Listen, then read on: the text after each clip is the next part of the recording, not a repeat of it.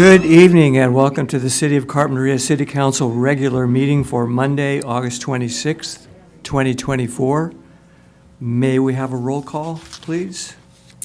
Vice Mayor Alarcon. Here. Councilmember Lee. Here. Councilmember Nomura. Here. Councilmember Solorzano. Here. And Mayor Clark. Here. All right, would you all please join me in the Pledge of Allegiance?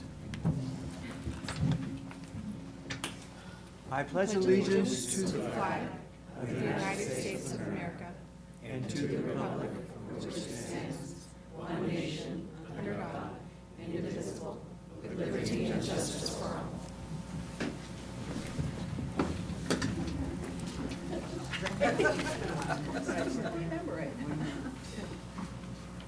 All right, we're going to start off with a couple presentations. The first one is a presentation of a master plan for aging. And do we have some introduction for that from staff? Or do they go for it? Yeah, thank you, Mayor. I just met Margaret, and we're very happy to have her come along and make a presentation. So please come on up. Thank you. Welcome. Thank you very much. It's really a pleasure to be here, and hope everybody's doing well this evening. I am Margaret Weiss, and I am the project coordinator for the Master Plan for Aging, and that may be a new program that you're not too familiar with. That's a big part of my purpose here tonight, is to just give you an overview of the Master Plan and also to give you a couple of things to consider in terms of ways that Carpinteria may want to engage with the plan.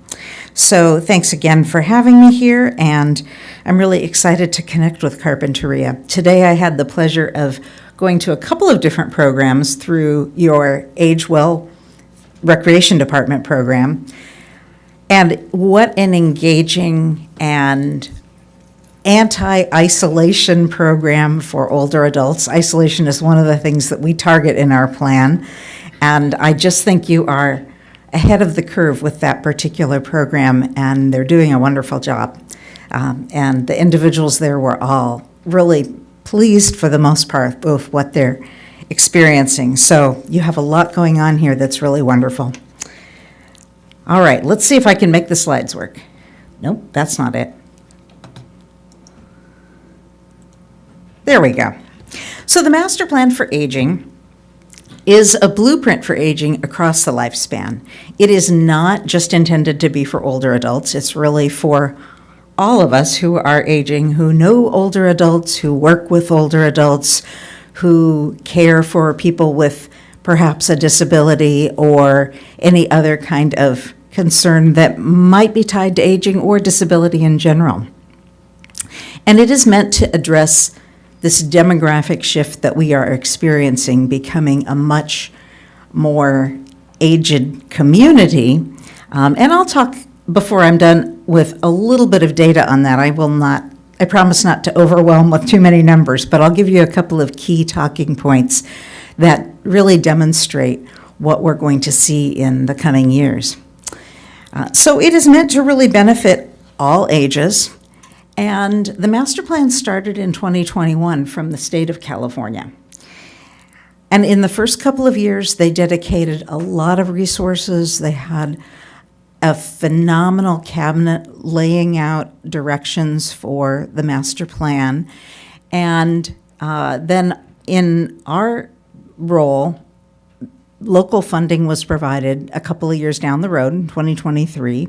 And that enabled us to consider a local master plan for aging for Santa Barbara County. So we are in the early days of putting together that plan and gathering input for that plan. A couple of important things to know about the master plan. It is, as I say, meant to benefit all ages. It is also meant to be a structure so that as additional funding comes down the pipeline to address the concerns of older adults, we as a county will be prepared for that. We'll have our action plan ready to take advantage of grant opportunities, federal, state, even from local philanthropy. So that's kind of where we're set. The plan itself is based on what they call the 5 bold goals. And as I go through these, you'll see that they are truly bold, massive, aspirational kinds of goals. And we know that working on them, we'll be working on baby steps to move forward in each of these areas. But they are the key 5 areas affecting how well we are able to age in our communities. First being housing for all stages and ages, health imagined, or health reimagined, I should say, and that includes many of our community services that people need. Inclusion and equity, not isolation. As I mentioned earlier, that's one of our major pillars. Caregiving that works and affording aging. So I think you'd all agree these are all really big. And as you dig into the details of the master plan, they get bigger. Each one is like an umbrella with many initiatives and strategies.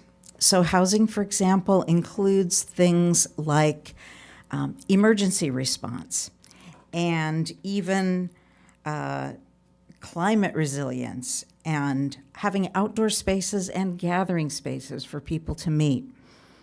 And transportation is even part of housing. So this is big, lofty stuff for sure. The first few years of the master plan incorporated a $9.5 billion funding package. So the part of the funding that came to us to do a local plan is a very small little bucket. This list are some of the major services that our county is already benefiting from. So there were monies that were dedicated to behavioral and mental health needs, counseling and case management, digital connections. I think that's probably a program that's been active here. The senior nutrition program that is here in town, all of those programs received some expansion resources with this effort. CalAIM Enhanced Care, which you may be familiar with through our local CenCal Health, that offers some extra wraparound services beyond just the traditional health insurance. And a relatively new Aging and Disability Resource Center, which is meant to be a hub of information for the community. So all of these things are already in play, and part of our role is to make sure that we're leveraging them to our best ability to make them useful to citizens. This slide just gives you a little bit of history, and I'll give you kind of a thumbnail sketch of the history. In 2001, when the state first announced the Master Plan for Aging, our local Adult and Aging Network, which is in its 25th year and is a collaborative of organizations that serve the needs of older adults and people with disabilities, our Adult and Aging Network began to look at the goals of the master plan and do some of their own work towards meeting those goals. And that included things like addressing existing initiatives. When you were working on your housing element, which every city and county had to do, the Adult and Aging Network probably sent some advocacy information about what are the needs of older adults in housing and how to make that most successful for people to be able to age in place. And then, as I say, in 2023, we were one of 15 counties, or 15 regions rather, that received funding to do a local plan. And so the idea behind that is that within the guidance of the larger state plan, we really drill down to what are the needs of our communities. And so as part of that, we have put together a stellar advisory committee that represents sectors all throughout the county and a wide variety of sectors, and also great diversity. We are currently engaged in a community assessment, which has a survey component and a focus group component, so that we learn more about the local needs and experiences that people have had here. And that is meant to inform the action plan. It's not meant to be a plan that I create in my office or that a group of professionals create around a boardroom table. It's meant to truly be based in community members' experiences. So that is what we're working on right now. We actually have 2 weeks left in our survey window, and if any of you are inclined to want to put some input into that survey, we would love to hear from you. I'll touch on that at the end. Yep. Okay, so I promised just a little bit of data. To me, the most compelling data fact is that by 2030, 1 in 4 people in our county will be age 60 or above. And if you think about it, the baby boom generation started in 1946, and most people say it wrapped up in 1964. That means that the youngest baby boomers are now 60, and all the baby boomers are 60 and above. And that was a huge generational group. So we have a large number of people in that 60 and above category. And at the same time, we've increased longevity. So this is a large group that will have needs and services necessary as they move through their aging years. A few things that we know about people over 60. That particular group is the most rapidly diversifying group in our population.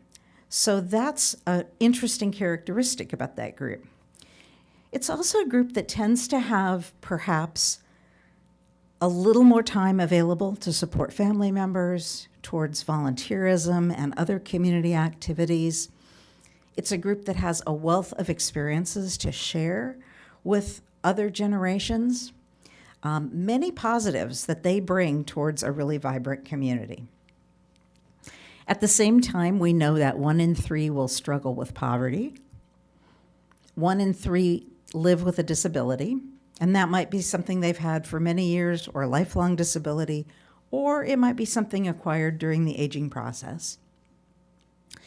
1 in 5 have a chance of developing dementia, and 7 in 10 will need some kind of assistance, either in their home or in a care facility of some kind. And that's one of the really tricky factors, because at this point in time, we don't have the care providers to do that. We don't have enough people working in that area in order to meet that need. So that's one of our big challenges. And of course, housing, I don't have to tell anybody here that housing is a big challenge. I think that's something you're all terribly familiar with. So all of that sounds a little daunting, but there are some models out there, and one of the models that is showing some success is a notion called an age-friendly community, in which, as we think about the design questions for our community, we really think about what it takes to be a great community for people to age in place in. And the things that people repeatedly tell us are things like walkable neighborhoods, transportation options, access to quality services, opportunities to engage in community activities, and housing that's affordable and adaptable. So this is something that can be done by design. Again, not overnight, not in one fell swoop. It's baby steps of progress, but progress moving in the right direction. I am just going to mention a program so that you're familiar with it, called the AARP Age Friendly Network of Communities. As I have gone around talking to county supervisors, city councils, mayors, we've talked about this program. It is one of the things that I am tasked with helping communities move towards this model if they feel they're ready, if it's the right time for your community. And the network is a pretty simple process of applying, writing a letter to show that you're interested, and then gradually doing an assessment, building an action plan, similar to what we're doing in the Master Plan for Aging, but on a scale that's right for a city. And what I have said to a lot of the communities is, this may be right for your city if there is a particular project that you feel is a good fit with the age-friendly network. So, for example, you might decide that your Age Well program is something you really want to focus on, expand, promote, whatever you are looking towards in the future for that program. And you want to tie that to getting this age-friendly community designation. That might be a really good fit for Carpinteria. Other communities might do something around transportation, for example, or you could take a myriad of projects to fit that program. They do not need to be grand. They do not need to be expensive. They just need to be something that makes sense for your community at this point in time. So I'll just give you the briefest overview of what the network offers. This is kind of what the timeline looks like. Most programs will join the network and in the first year do some kind of a community assessment. AARP actually makes that really easy for you. They have a tool that you can use, and they will even do the data analysis for you. One of the things that's great about working with them is they really have a lot of resources to offer and technical assistance.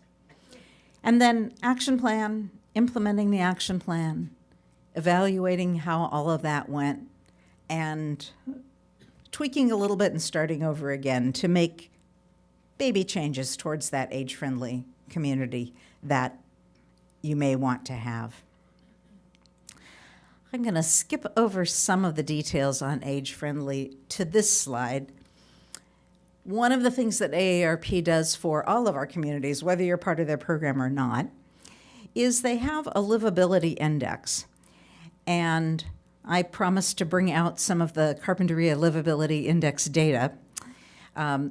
Don't look at that score 58 and think that it's a failing grade. It's actually a very good grade. This is not like a test that you might have had in third grade where that would have been a failing score. In the case of the Livability Index, it's based on comparing cities one to another. So the average city score in the United States is 48. So Carpinteria at 58 is actually doing better than the average or better than the median. And even the highest scoring city scores 73. So nobody scores 100 on this test, although the scores go from 0 to 100. You can see that there are 7 different categories that you're scored on. Within each category, there are specific characteristics that they look at for the community and also specific policy measures. And you get points if you have certain policies in place or not if you don't. So there's a lot of data that goes into that 58, and that's actually a pretty good score.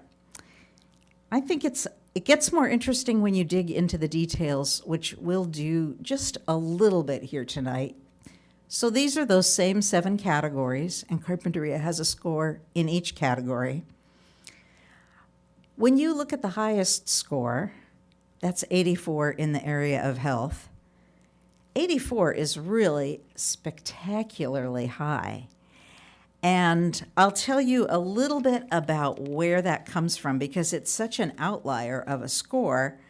In part, it honestly helps to be part of California. California has several things that add points to that score for all of us. We have, for example, really strong policy around tobacco prevention. Although in all of our communities, obesity is a concern, it is less of a concern in here, and particularly in this city, than in other cities across the country. So we have a lot of health factors going for us. I think it's also interesting to look at the lower scores, none of which are terrible, but I can tell you a little bit about where they come from. So environment, for an example, I would have thought, and I bet a lot of you would have thought that that would be a really high-scoring item for us. And there are a couple of things that you have little or no control over that are affecting that score. One of them is this community gets a low score because many of the residents live and work close to a freeway. Well, that's kind of the nature of the design of the community. The same thing is true in Goleta, for example. They have a low score in that particular item because it is largely a town that borders the 101, as does Carpinteria. So that's probably not something that you're going to change, but that helps to understand where that number comes from. The other thing that I think is really interesting, this tells you that it measures clean air and clean water. Well, we have great clean water here. That's not an issue. And for the most part, I think most of us would say we have great clean air almost every day. We lose points because our unhealthy days based on the air quality index worsened from 2.7 days per year in 2015 to 5 days per year in 2023. Those are the 2 years when they calculated these numbers. And so I don't 100% know what that means, but I am willing to bet that that refers to fire smoke days. Again, something we maybe don't have a lot of control over, but that tells you a little bit about where that number comes from. So there's many things in that environmental score that are being done very well here, but that helps you to understand what the numbers reflect. And if you're interested in this kind of data, I would really encourage you to look at livabilityindex.aarp.org. You can plug in the name Carpinteria, California, and bring up this exact same report. And within the report, you can click on every one of these categories and get a lot more detail about where those numbers actually came from. And to me, that's sort of where it gets really interesting. And it may have things built into that report that you want to know more about. It may even have items in there. If you see things that you think could be improved, those may be things that become a grant writing opportunity for Carpinteria. There's a lot of great information in this report. It gets a little technical. Oop. Oh, I got us way out of line. Let me just take you, I was on the last slide, so let me just take you there because that tells you how to reach me.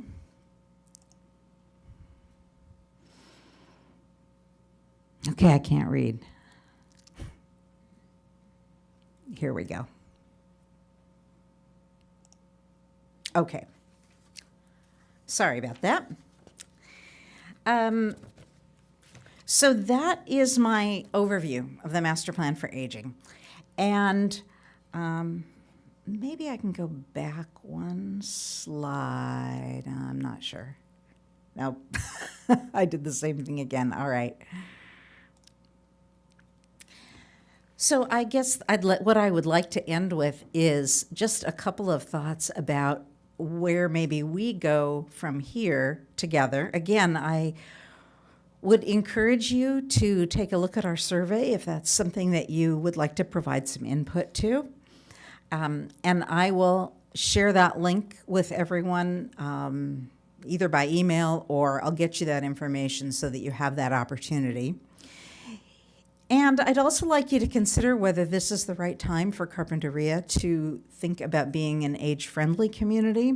If that's something that is of interest, while we are building the master plan for aging, say over the next year or so, that is something that we can assist you with. But it is not a difficult process. If you decide that it's something you want to do in the future, it's something that would be fairly reasonable for the city to tackle.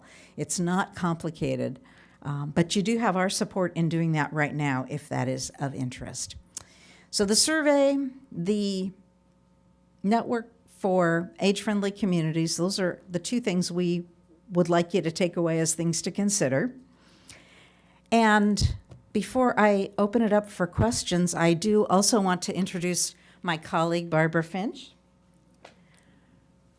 Among many other duties, Barbara oversees the Adult and Aging Network that I mentioned early in the presentation and provides a lot of guidance to senior services here in Santa Barbara County. So she's really a wealth of information and somebody that's good for you to know, and I'm glad to have her as my colleague on this process. And in fact, do you want to come up while we take questions? I'll have her come up and help me answer questions. She's got a long history with these programs. That's my presentation. What else can I tell you? Any questions or comments? Thank you for your presentation, Margaret. That was excellent. Any questions? I do. Roy? Is there a cost associated with joining the network? There is not. It is free of charge. If you know very much about AARP, they do have really a lot of resources. They have some great funding available to assist with these kinds of programs. So the program is free and they'll offer you a lot. They also, as part of the program, have a very small grant opportunity. Every year they give out literally hundreds of grants, generally in the $3,000 to $5,000 range for some very targeted need. You mentioned you have an advisory council, and then you did community forums. Are there any local folks either on the advisory council, or were any of the community forums taking place here in the Carpinteria area? You know, the community forums were actually mid-county in order to kind of bring people from all different corners. We have some Carpinteria people who are involved in our Adult and Aging Network. I couldn't tell you offhand exactly who that is. Do you want to mention any names? I don't have names, but we're trying to get the survey out as broadly as possible throughout the community. So we partnered with the food bank, and they were putting the QR code, the flyer, in food distributions. We partner with the family resource centers, and the members all have different roles within the community. So many of them are out trying to get surveys completed for us. The focus groups that we're holding in mid-September have a variety of different themes. So we have one that's Spanish speakers, we have one that's the Black African American community, we have one that are folks with disabilities. So it's very possible that folks from Carpinteria will be part of those focus groups. They're going to be held on Zoom, so we can have people from all over the county participate in those. That's great. And then second question is, so in terms of the tools that you're talking about that the program can share with cities, what do some of those tools look like, and how do cities utilize them? So the one that I mentioned is their survey. They have an extremely well-vetted survey to understand what your community would want from an age-friendly design. And then they have data specialists who help with the analysis of it. They will actually send the survey out to all AARP members in this area if you're working with them on that. That's probably the component I'm most familiar with, but I know that they have technical advisors in many other areas. So they have, for example, a marketing toolkit and a technical assistance individual who can provide advice in that aspect. They have someone on transportation, they have someone on housing. They really have a broad scope of topic areas where they can provide some expertise. Great, thank you. And it sounds like you're already connected with our Age Well program, and so with the city staffers that work through that, I'm sure would be really good contact points for you guys. Absolutely. And I had a wonderful day today out at the Age Well program and working with Jenna, and it was really a pleasure to see what good work is happening there. Thank you. We are using the survey also. We ask for the zip code on the survey, so if we we can isolate surveys from CARP if that data would be useful to you, just to know some of the answers that folks here are giving us. And in terms of the awareness campaign, the Adult and Aging Network is really trying to get to all the cities and all the county folks so that we can just not create new things, but talk to the folks who are planning, talk to the folks that are making decisions, so that we can just be thinking about the needs of this population and how we can incorporate those needs in our plans for the future. So we really appreciate you letting us come talk. Other questions? One more quick question. On that livability index that you presented, it had Santa Barbara instead of Carpinteria. Was there a reason for that? Sounds like maybe a typo on my part. Just curious. Let me take a quick look. Slide 15. I think they were Carpinteria numbers. The numbers are absolutely Carpinteria, but yours truly went to the header and failed to delete Santa Barbara and put in Carpinteria. Yeah, But that the was my numbers, question. Thank you. I guarantee you, came from the Carpinteria report. And actually, I encourage you to check out that report and make sure that I'm telling you the truth, but that's the case. Thank you for your presentation. One question on my end. You mentioned an age-friendly city. How many age-friendly cities do we have in this county? Do we have any that have done the steps necessary? We do not. Their ARP says they have well over 800 cities across the country. The state of California is a designated age-friendly state, and there are 11 states that have done that, as one territory. And I believe, but don't hold me to this, I believe that it's Guam.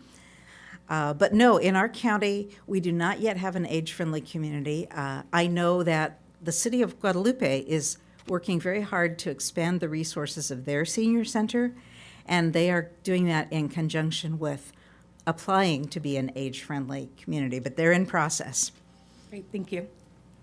So on the survey, you must be an AARP member to do the survey? No? Not at all, no. How would the public get a hold of the survey? So our survey is not affiliated with AARP at all. Okay. It's strictly for the master plan for aging. Okay. You might choose to do an AARP survey in the future, but that too is not only for their members. It's really meant to be for your community. So the survey that we are offering right now, I would love to send a flyer, and I will let you all know how you can access that survey. But it might also be something that if you have a place you want to post that kind of information, if there's a place on the city website, we would love to have you help kind of spread the word that way. Because as Barb says, we'll be able to pull out Carpinteria information. And if we get enough Carpinteria responses, then that might give you some meaningful data. So I will be sure and get that to you in the next day. It's being circulated through our Adult and Aging Network partners and also in person, things like what Margaret did today. I went out to Cuyama and copied it off and had 26 people in Cuyama fill it out, and Margaret had a bunch of people today in Carpinteria fill it out. So we're out there trying to get it to as many people as possible. Okay. I suspect that it has been sent, but I will send it again because we're in our last 2 weeks of the survey, so we're anxious to hear from as many people as possible in the next few days. Great. And it's for anybody over the age of 55, anybody with a disability, or if you're a caregiver for somebody who's over 55 or somebody with a disability. Those three categories are all invited to participate in the survey. Great. Well, thank you very much. Thank you. Thank you so much for your time. Thanks. Appreciate it. Thanks for coming down. Next, we have an introduction of new employees. Hi, Mayor. We had a new employee that we had planned to introduce today, and he got sick and left home early. One of our employees, this is the second one, one of our employees had to go home. They were going to join via Zoom, and I said I wanted them to wait till they could come in person. And here's our second of those. Good evening, Mayor and members of the council. My name is Lisa Maldonado, your Administrative Service Director for the City of Carpinteria. I'm pleased to introduce Noah Alvara as our new accounting technician. Noah is a recent graduate of California State University Northridge with a bachelor's degree in finance. He began with us as an intern in February 2024, where he contributed to several projects within the Administrative Services Department. Before joining the city, Noah worked as a lead technician at CVS Pharmacy for 7 years.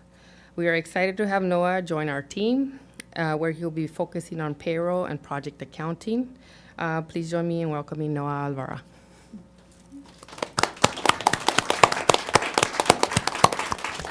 Welcome, Noah. Thank you, thank you. Good evening, Mayor, members of the City Council. Thank you for the warm welcome.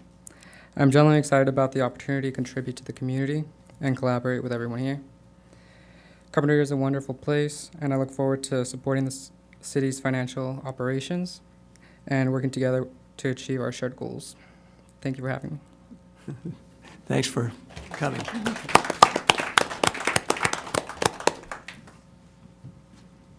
Okay, the next item on the agenda is public information reports and announcements.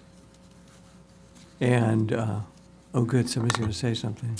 Yeah, Mayor and Council, we had the weekly recaps submitted to the council and attached to this report. The chief is unable to be here this evening, but I'm able to take any questions and pass those along for response at our next meeting. Okay. Any questions about what we've received? All right. And any public comment on the public information reports and analysis report? On Zoom, Brian? Mayor, we have no raised hands. All right, thank you, Brian. We'll close the public comment period, and we're going to go to the city manager's report.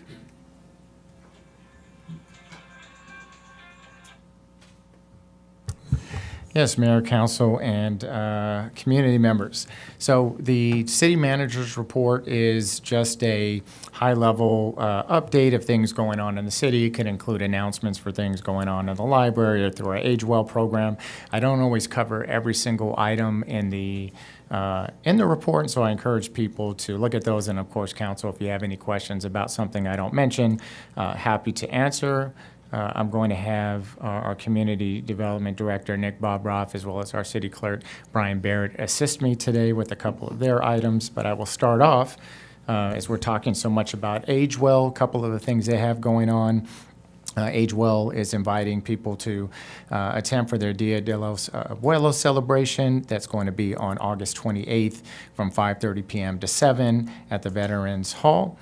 Age Well will be honoring the wonderful abuelos and abuelas in our community with special food and entertainment for all. Come celebrate with Age Well and enjoy a memorable evening filled with joy and appreciation. Also, they're organizing a Veterans Morning Meetup. So they're excited to announce this new weekly program that's designed specifically for local veterans. The Veterans Meetup is a special gathering that will take place every Thursday from 8:30 a.m. to 10 a.m. at the Veterans Hall Meeting Room. Age Well welcomes and encourages local veterans to attend the meetups, which provide an opportunity to connect with fellow veterans, share experiences, and enjoy a relaxed morning together. To make the visit even more enjoyable, Age Well provides free coffee and pastries. And then lastly, for my part, I will just touch on a couple of updates regarding city recruitments. The city was recruiting for an environmental program specialist. Those interviews are completed.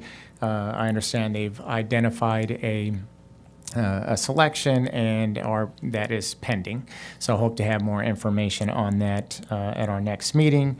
Our management analyst 1 limited term position, and I should mention that the previous position is also a limited term, was the person that we had hoped to introduce this evening and who went home ill. And so that selection has been made and they have started. And then the city is also recruiting for part-time employees in the maintenance division. So the deadline for the first review of applications is passed, but they're still accepting. I was like, the 20th, I don't know what to say. But that's just for review of first application, so they're continually accepting those. So I encourage people to still put those applications in, and for those who got them in early, by the 20th, we have a tentative interview date of August 28th, so please come be a part of our team. And with that, I'm going to turn it over next to Brian Barrett to touch on an item, and then to Nick Bobroff. So council's in last week's Coastal View News, we published the notice of nominees for public office since the nomination period closed earlier this month. So for City Council District Number 2 council member, we have 2 candidates. We have Adriana Gonzalez-Smith and Natalia Alarcon. For City Council District Number 3 council member, we have just Julia Mayer. And for City Council District Number 4 council member, we have Wade Nomura. In addition to council candidates, we also have a measure, a TOT measure, a transient occupancy tax measure on the ballot as well. And that concludes my report.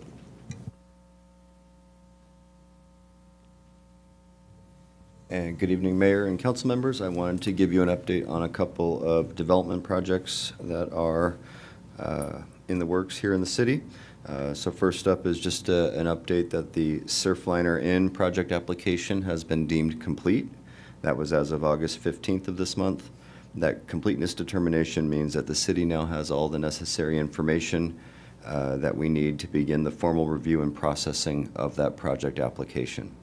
And so the next steps for the Surfliner Inn project will be to commence environmental review pursuant to CEQA, or the California Environmental Quality Act, and then to refer the project to our Architecture Review Board for preliminary review sometime later this fall. Ahead of the ARB meeting, once that's scheduled, story polls will be put up approximately 2 weeks ahead of the meeting to give folks a chance to view them. We don't have a meeting date set yet. When the completeness letter originally went out in mid-August, it had tentatively targeted September 26th. That's no longer the case. So I want to make sure everybody knows that the meeting will not be held on September 26th. The logistics with getting the story polls up and working around holidays and Avocado Festival and everything else were just too challenging. So we're pushing the meeting out farther into the fall. And once we have a date secured, we'll be sure to blast that out there and make sure that everybody knows. And then finally, I just wanted to say, we've put copies of the project application materials and the completeness letter up on the city's website. It's on the project information page, and anyone from the public who's interested in looking up that information can either find the link in the city manager's report in tonight's staff report packet, or if they scroll down to the bottom of the city's homepage, it's there under the hot topics. There's a link to the Surfliner project. And then finally, I just wanted to briefly highlight that the 700 Linden project is nearing completion. So we've been working with the developer there over the last couple months, dotting the i's and crossing the t's on all the final details there for the building shell improvements, and then also the site and street improvements, so the landscaping, lighting, sidewalk improvements, what have you.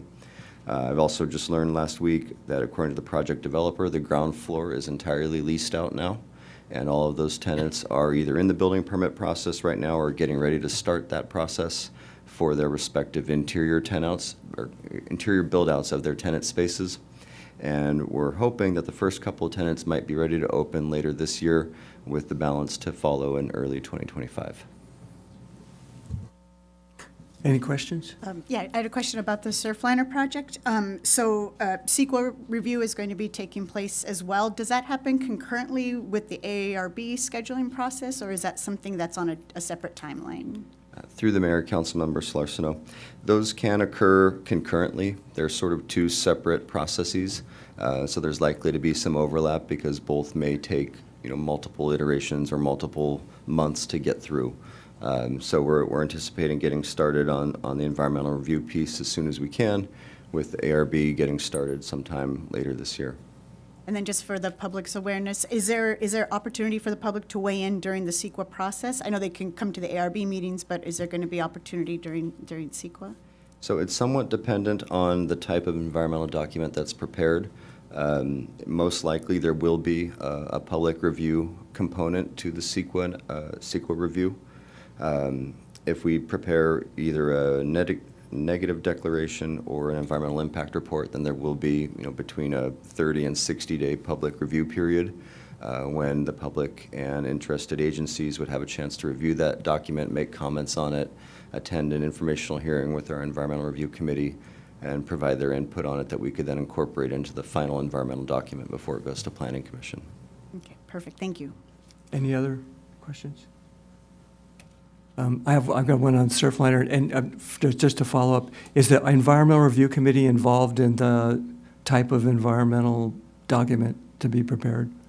Mayor Clark, not typically. That's a decision that's made at the staff level, and then the Environmental Review Committee's role is to instead review the adequacy of that document once it's been prepared.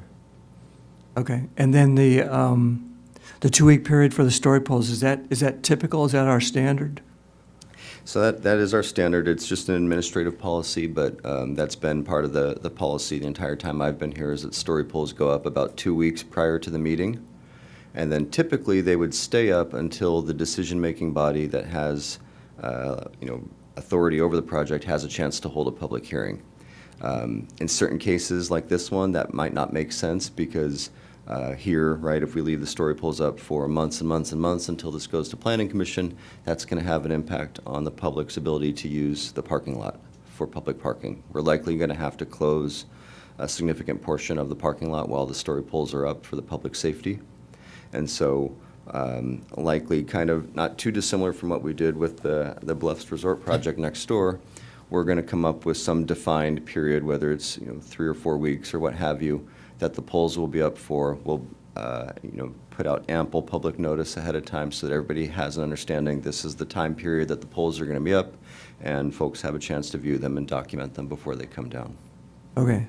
So at least 2 weeks prior to ARB, and we're still working out how long the polls would be up for, but probably at least a couple weeks after the ARB meeting as well. Okay, and I guess one more. I'd seen the 26th of September date for the ARB meeting, and why isn't that going to happen? Why is it? It's just I missed that part in your. Yeah, it's just, as we dug into it a little bit further, we realized it was too narrow of a window there between Labor Day and the Avocado Festival to be able to get the polls up, hold the meeting, and get the polls back down again and get the lot opened in time for the Avocado Festival. Okay, good. Yeah, that's good. All right. Anything else? I have general city manager report questions. Would that be now, or was there anything else to add? For the Dia de los Abuelos, can you give a little more detail about what that will entail so that folks know, is there going to be snacks there? Is it music? Are they going to be sitting down? Or what's on the agenda for that? Yes, I will pass this over to our director, Jeanette Gant, to answer that question. Good evening, Mayor, Vice Mayor, Council. Thank you for your question. So we are excited to let you know that for the Dia de los Abuelos event, we'll have dinner, so some tacos, and there'll also be dancing, and we're having some visitors from Girls Inc. who are going to do some arts and crafts and read letters to their grandparents, their abuelos and abuelas. So we hope anyone can come join us next week. That's great. Thank Nice. you. Yeah. Excellent. Good. And then last question. This is about, in the city manager's report, there was a mention of some of the aquatics updates. And I wanted to ask what's the current status and plans for the beach store at the end of Linden? Councilmember Solorzano, it's a great question. So the beach store was red tagged by our own building team, which just basically meant it wasn't accessible, and there were some issues with occupying it. So it was being used primarily for storage because there was a lot of stuff in there that they had to figure out where it was going to fit over in the aquatics building. It has now since been emptied, and the city will have a couple choices moving forward, potentially to invest the money to the tenant improvements and actually make it ready for use, and then the city could use it again or lease it to somebody else to operate. We also could decide not to invest that money into trying to fix that particular building. We could have it removed and there could be nothing there, or the city could consider allowing somebody else who would bring in their own building and to operate there. So those are just some options that we'll have moving forward. Okay, great. Thank you. Appreciate the update. All right, and lastly, we'll take public comment on the city manager's report. I don't have any speaker slips here, or do I?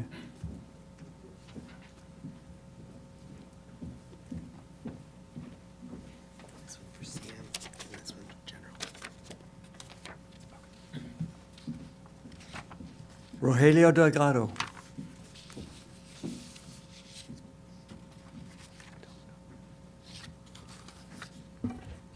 Thank you. Rogelio Delgado, Carpinteria resident. Welcome. Okay, this is about the elections coming up. I know that some of you are running. That's very good. Now, I have been here attending this meeting since January, religiously meeting, update meeting. But there's a lot of people out there who are there, and let's say that they don't know much about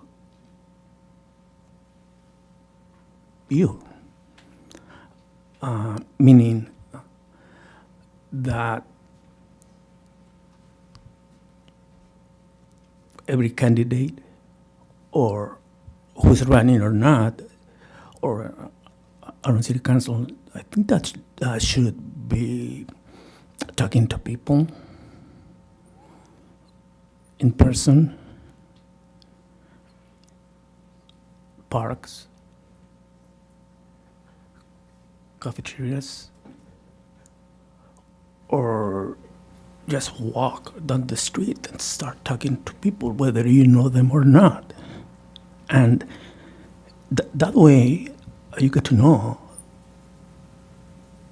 how they feel about housing problems, about economics, inflation, about education, about any problems, any concerns that they have.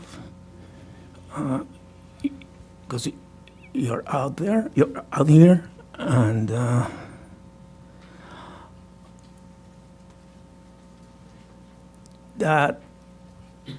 that's not it, but I think that we need more. For example, social media, Facebook, Instagram,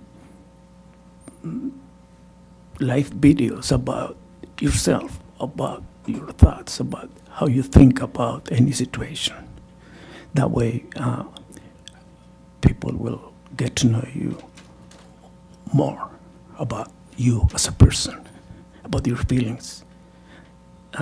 That's the way to get to know their concerns, actual concerns. Thank you. Thank you. That's very good advice. Thank you very much. I appreciate that. All right, that's the only speaker slip I have, but would anybody else like to speak? And please step forward. And may you complete a slip when you get an opportunity? Right, thank you, Mayor, Council, thanks for the opportunity. I turned in a speaker slip for public comment, but it's more appropriate under the city manager's report, so that's, if that could be my speaker slip. Okay, I had the two questions. Since the surfliner has been deemed complete, my first question was who determines the level of environmental review on the surfliner, and I think I heard Nick say it's staff. And then what I didn't understand was when will the public have an opportunity to speak to whatever the decision is by staff? And as to the level of environmental review that may be required. Thank you. All right, anybody else? Any other speakers? Anybody on Zoom, Brian? Mayor, we have no raised hands. All right.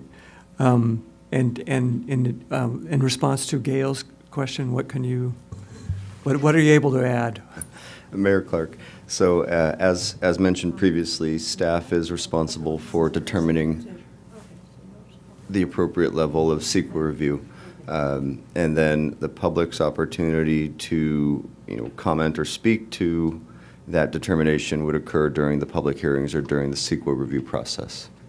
Right, so that would be at the Planning Commission at the Planning level? Commission would be, or at the Environmental Review Committee. If you want to think, I disagree with how you did this, and you should do this other thing for another reason. Correct. Yeah, okay. Okay, thank you. All right, we'll close that public comment period, and do we have anything on Planning Commission actions while you're sitting there? Yes, we do, Mayor Clark. We have one item to report out from the August 5th Planning Commission hearing. This was the mayor residence remodel and additions at 5557 Kai Arena. This is a request for a conditional use permit and coastal development permit to complete a substantial remodel and additions, including a new second floor addition to a single-family home there in the Concha Loma neighborhood. The Planning Commission ultimately voted 4-1 with Commissioner Salant opposed to approve the project as presented. All right, thank you very much. Any questions? Yeah, can you just speak a little to the opposition vote for that? Was there a reasoning behind it? Through the mayor, Councilmember Slarcino, the opposing vote was based on the height of the proposed addition. So the resulting home was going to come out to, just going off the top of my head, I want to say around 23 feet in height, whereas some of the other recently approved home or two-story additions on that same side of the street were coming in more around 21.6, 20, 21.10, somewhere in there. And so there was a concern that we were incrementally pushing the height up. However, in this particular circumstance, there was a little bit of a attenuating circumstance, and that this was a remodel of an existing home that happens to sit on a raised floor foundation. And so that base floor height is already 2 feet out of the dirt. And so when you take that into account, the actual building structure height is about the same as those other homes. It just happens to be sitting on a raised floor foundation to begin with rather than a slab on grade. So that's that height difference there. Thank you, I appreciate that. So in conjunction with this report, are you able to comment on the status of the proposal next door? Mayor Clark, the project next door has also been through Architecture Review Board. I believe it's also received a recommendation for approval from the ARB. And I believe we're waiting on updated plans reflecting some of the changes that the board had asked for before that project would come to me for review and a decision. Okay. So it doesn't go back to the ARB until there's maybe some review by the Planning Commission, is that correct? So in most cases in this zone district, the decision maker is the Community Development Director. Yeah. And it's only if there's a unique circumstance, like the project is requesting a variance, or in the case of the mayor project, has a conditional use permit attached to it because of legal nonconforming aspects of the design, that it would go on to the Planning Commission. So while the mayor project went to the Planning Commission, the vacant lot next door would go to the director for a decision once it's done with ARB. Okay, thanks for your help. All right, and next item on the agenda is public comment on items not on our agenda tonight, but otherwise within the purview of the city of Carpinteria. The first speaker slip I have is Julia Mayer. Welcome, Julia. Hi, everybody. Thank you for having me. I'm here wearing my hat of the Carpinteria Skate Foundation, which is currently celebrating our 1-year anniversary. Right now we're having quesadillas, and there's tons of kids and adults, families, and it's so beautiful. And I really just wanted to extend my biggest, most heartfelt thank you to the City Council and the city for making this multi-decade year dream a reality for our community. It's hard to believe it's only been a year, but the impacts of it are really you can't quantify it really. It's just so beautiful, and it's such a true celebration of what our community is about. And I just wanted to make sure that you heard me say thank you once again for everything that you did to make that happen. All right, thank you for your comments.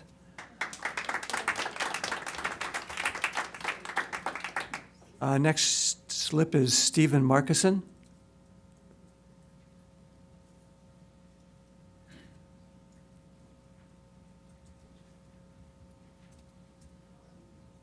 Welcome. Thank you. Mayor, council, and staff, again, I'm here to bring to council and staff's attention how the beach neighborhood is disturbed most Friday and Saturday nights by the nuisance that is the Island Brewing Company and their outdoor live entertainment. During the March 25th council meeting, I was reminded the community development director had the power and discretion to make quick and effective changes on administrative conditions. I spoke with Nick as he was walking the beach neighborhood on a night with an acoustic band playing at the IBC. The band was audible on Linden. I ran into David Hernandez August 17th as he was taking measurements at Dorrance and Linden. The electric band was loud enough to move his decibel meter. It was even louder at 3rd and Linden as the Tomel playground was not blocking the sound. And also at my house. August 24th, I met with a sheriff deputy at 3rd and Linden who then came onto our property. The band was very audible. Nick has instructed me to file a complaint with code enforcement and call the sheriff, which I do when there is a disturbance. The sheriff deputy told me their hands are tied as the city has issued these live entertainment licenses. Licenses without sound or noise definitions.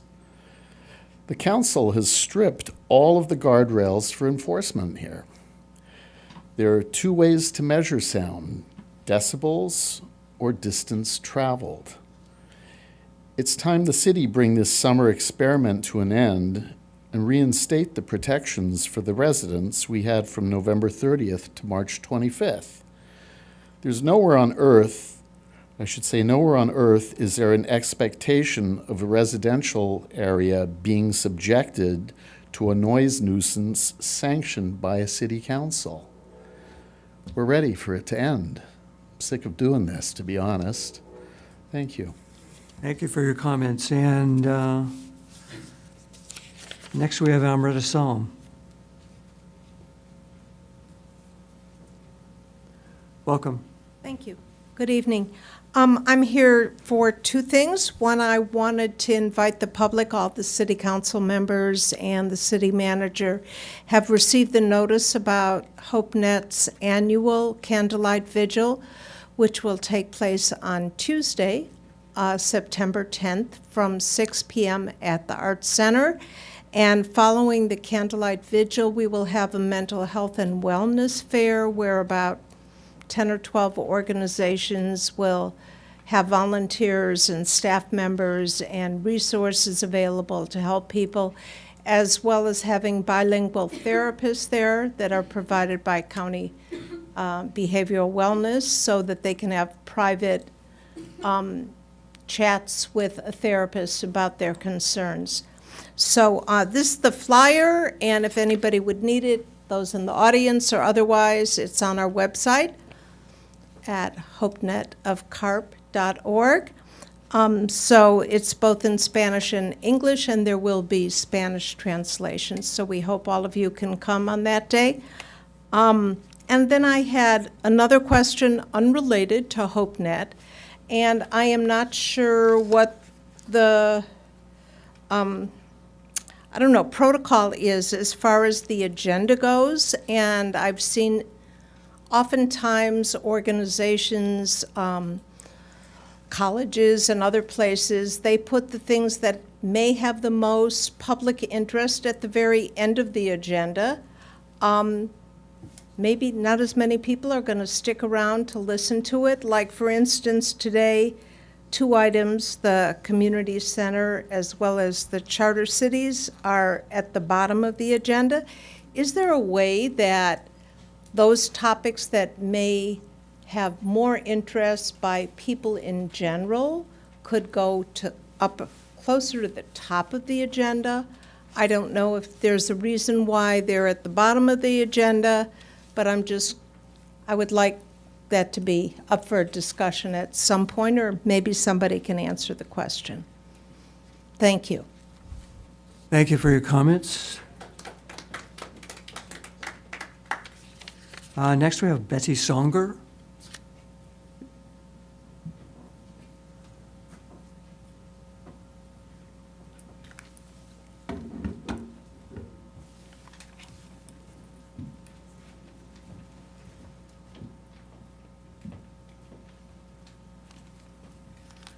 Welcome, Betty.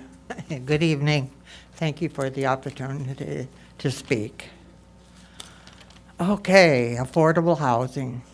I'm here again to urge the City Council and the city staff to do whatever they can to provide housing that Carpinterians need and can afford. Any extra money that the city has should go towards subsidizing affordable housing. We must assess all second houses. There are more of them on my street all the time, where the owners are very seldom there. And this money could also go towards providing affordable housing.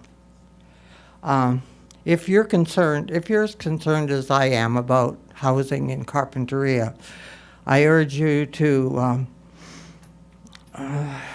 go to our neighborhoodvoices.com and read about their proposed initiative that would return control to our city.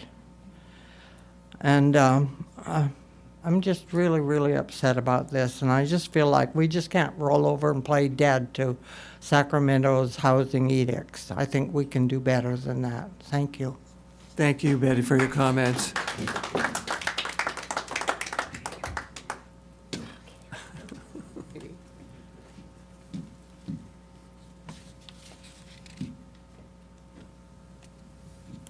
Gail Marshall, or did you already speak?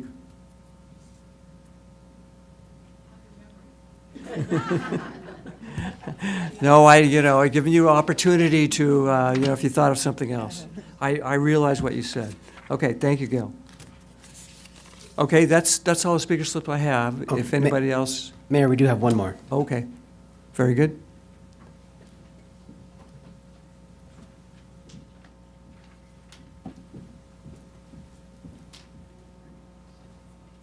Thank you, Brian. Rogelio Delgado, please.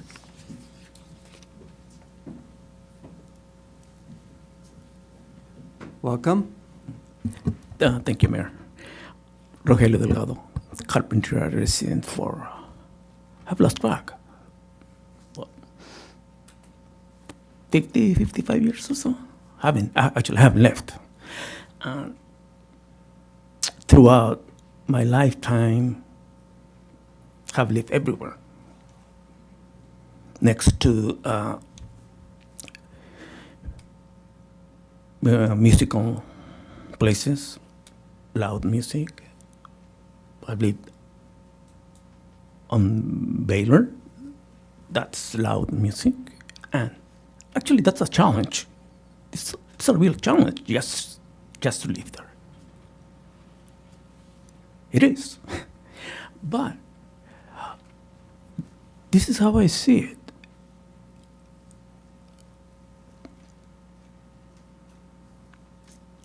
Our soul, our heart loves music, regardless whether it's soft or not, or loud. And I have had a lot of health problems, 10, 12 surgeries. For years, I've been like at home or away. But whenever I go through rehab, like walking in the park, at the beach, or at home, even now, music, that it's the best remedy to everybody. If you are going through depression, listen to music. If you're having emotional pain,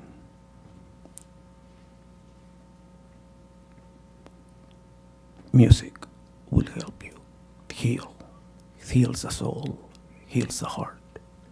And I have always followed the law throughout my life.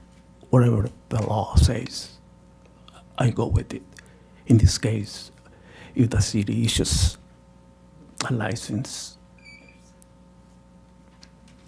I go with it, and that's it. Yes, follow the law. Thank you. Thank you for your comments. All right, nobody on Zoom, Brian? That's correct, Mayor. Thank you. We'll close the public comment period. Thank you very much. And we're going to go on to the consent calendar. All right, Mayor, I move to approve the minutes of the regular meeting held July 22, 2024, and the special joint meeting held July 31st, 2024, and receive and file the expenditures for the period beginning July 15, 2024, and ending August 16, 2024, and receive and file the report of contracts executed by the city manager for the period of July 16, 2024 through August 5th, 2024, and receive and file the monthly treasury report on compliance with statement of safekeeping and investment of public funds for July 2024. I'll second that. All right, we have a motion and a second. Any discussion? All right, we'll have a voice vote here. Mayor Clark, if I can interrupt, just opening it up for Oh, public thank you, comment thank before you. we do a vote. Thank you. So, I'm sorry. Yes, we need to take public comment on the consent calendar, of which the topics were just read out loud. Does anybody have public comment on the consent calendar? Again, it's approving minutes, expenditures for July 15th to August 16th, a report of contracts executed by the city manager, and the monthly treasurer's report. All right, we'll close the public comment period, and we have a motion and a second. Oh, may we have all in favor say aye? Aye. Aye. Okay, motion passes 5-0. Next, we go to administrative matters. Item number 7 on the agenda, authorization to issue the notice inviting bids for the clearing and grubbing work of the Carpinteria Avenue Bridge Replacement Project. And I hope this will define the word grubbing in terms of the project. Grubbing, yes. Good evening, Mr. Mayor, council members, welcome back. It's been, even though it seems like one council meeting was canceled, it seems like a long time. So without further ado, what's before you is the Carpinteria Avenue Bridge Replacement Project clearing and grubbing phase. So that's basically a construction term just for removing vegetation. I'm not going to go into the history of grubbing, but I believe grubbing means to pull out. You could fact check me on that on Webster Dictionary. I actually don't know. All I do know has to do with removal of vegetation in the Carpinteria Creek. So that's what this matter is about. Before we go on into the presentation, I'd like to introduce you to the project team. We have Kirsten Ayers of Ayers and Associates, our public relations firm for the project. Also virtually here is Gerald Kamadi. If you remember, he hasn't gone away. We actually extended his project management contract with us. He has extensive knowledge with this project, so even before my time. So for continuity and knowledge, we have Gerald Kamadi of Com3 Consulting as the project manager here really for Q&A. So we put together a PowerPoint presentation, and that's going to be presented by Kirsten Ayers. Come on up, Kirsten. Podium's all yours. And then after the presentation, I'll make some closing presentation remarks. So with that, Kirsten Ayers.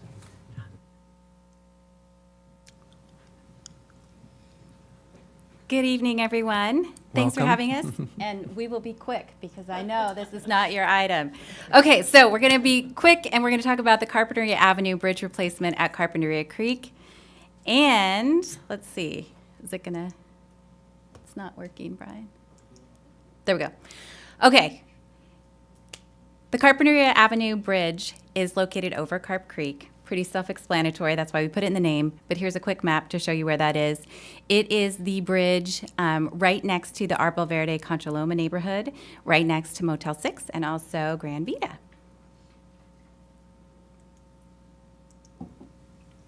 There we go. The existing bridge was built in 1937. Bridges around our area typically last for about 100 years. So this bridge has already been deemed structurally deficient by Caltrans, which means it's time to replace it. It also means the bridge qualifies for the Highway Bridge Program, which is great for all of us, because that means our federal funds come back home to help pay for replacing the bridge. It also gives us the opportunity to address something that's going on under the bridge, which is insufficient water flow capacity. So we're going to try to fix things above the bridge and below with this project. There are actually a lot of objectives with this one. We're going to improve public safety because we're replacing the bridge and we're replacing it to today's structural standards, which is good, right? We're going to improve the water flow capacity under the bridge. That helps us also reduce flooding risk, also very good. We're going to avoid adverse traffic flow changes. And what we mean by this is that the bridge that's out there was built in 1937. Meeting today's structural standards means that the bridge itself will change, obviously. But the Arbol Verde intersection with Carpinteria Avenue is very close to the bridge. So when we looked at bridge designs, there were a number of designs that would have actually closed that access. We did not choose any of those because we don't want to have adverse traffic flow changes. We also want to minimize right-of-way acquisition to keep the costs down, and also because this is the city of Carpinteria, we want to do that anyway. We want to avoid in-stream structures that would adversely affect steelhead trout. And so how the bottom of the bridge is designed in the creek itself affects, obviously, the water flow, but also the habitat areas. We want to offset costs through federal funding. So we want to make sure that that federal tax money that we're qualifying for pays for the majority of the project. So that means we have to meet the requirements of that program, which we are. We also want to widen the sidewalks on top, enhance the bike access across the bridge, and provide for future utility undergrounding. We're not undergrounding all of the utilities with this project, but future city plans call for utility undergrounding. We want to make sure the bridge can comply with that as well. And the good news is, short and sweet, we're improving the bridge itself, above the bridge at the street level, below the bridge at the creek level. So all of it gets improved. The time frame and the cost. We are at the point, as John mentioned, for clearing and grubbing. We're ready to start the construction activities for the bridge itself. We can start actually building the bridge as early as spring of next year, spring 2025. It, though, depends on if the utility relocations can be complete by May. And the reason for that is that the city doesn't do the utility relocations, the utility companies do. And so we have Cox, Frontier, and Edison that all have to relocate utilities on the northern side of the bridge, so the side of the bridge between Carpinteria Avenue and the freeway. They're all set to go, but in order for us to start in the spring on the bridge, they need to be complete by May. Right now, the schedules are looking like that should be fine. But this is construction. Anything can happen. If they don't finish by May, the bridge construction will be pushed back a year to start spring 2026. The reason for that is that we have a window of opportunity each year to build a bridge outside of the rain season. You don't want to separate those out. You could build a little bit and then stop, but the costs for the project would go up, and the city costs, of course, would go up, which means all of the costs locally would go up. So the cost we're estimating for construction for this bridge is between 10 and 15 million. You have the estimates in the staff report. We'll know for sure when the bids come back, when we're farther along in the process. The funding, as I mentioned, is majority through the Federal Highway Bridge Program. They pay 88.53%. The city is required to match 11.47%. So just a little over 11% is the city match. The bridge will be constructed one side at a time, and the goal with that is to keep Carpinteria Avenue open, one lane in each direction. The lanes will shift around, very similar to how we built the freeway improvements through Carpinteria. There will be some nighttime closures, and there will be detours when we have nighttime closures. We can build most of the bridge half at a time, but there are certain activities, as you can imagine, where we can't have the street open while we're finishing up some of that bridge construction. However, access for residents and businesses will be maintained the entire time. So even if we have a night closure, you'll be able to get around to access all the driveways. Here's a picture of what the updated bridge will look like from the air through a rendering. So basically, you'll notice it looks very similar to how it would look today. We have one lane in each direction. We have a center turn lane.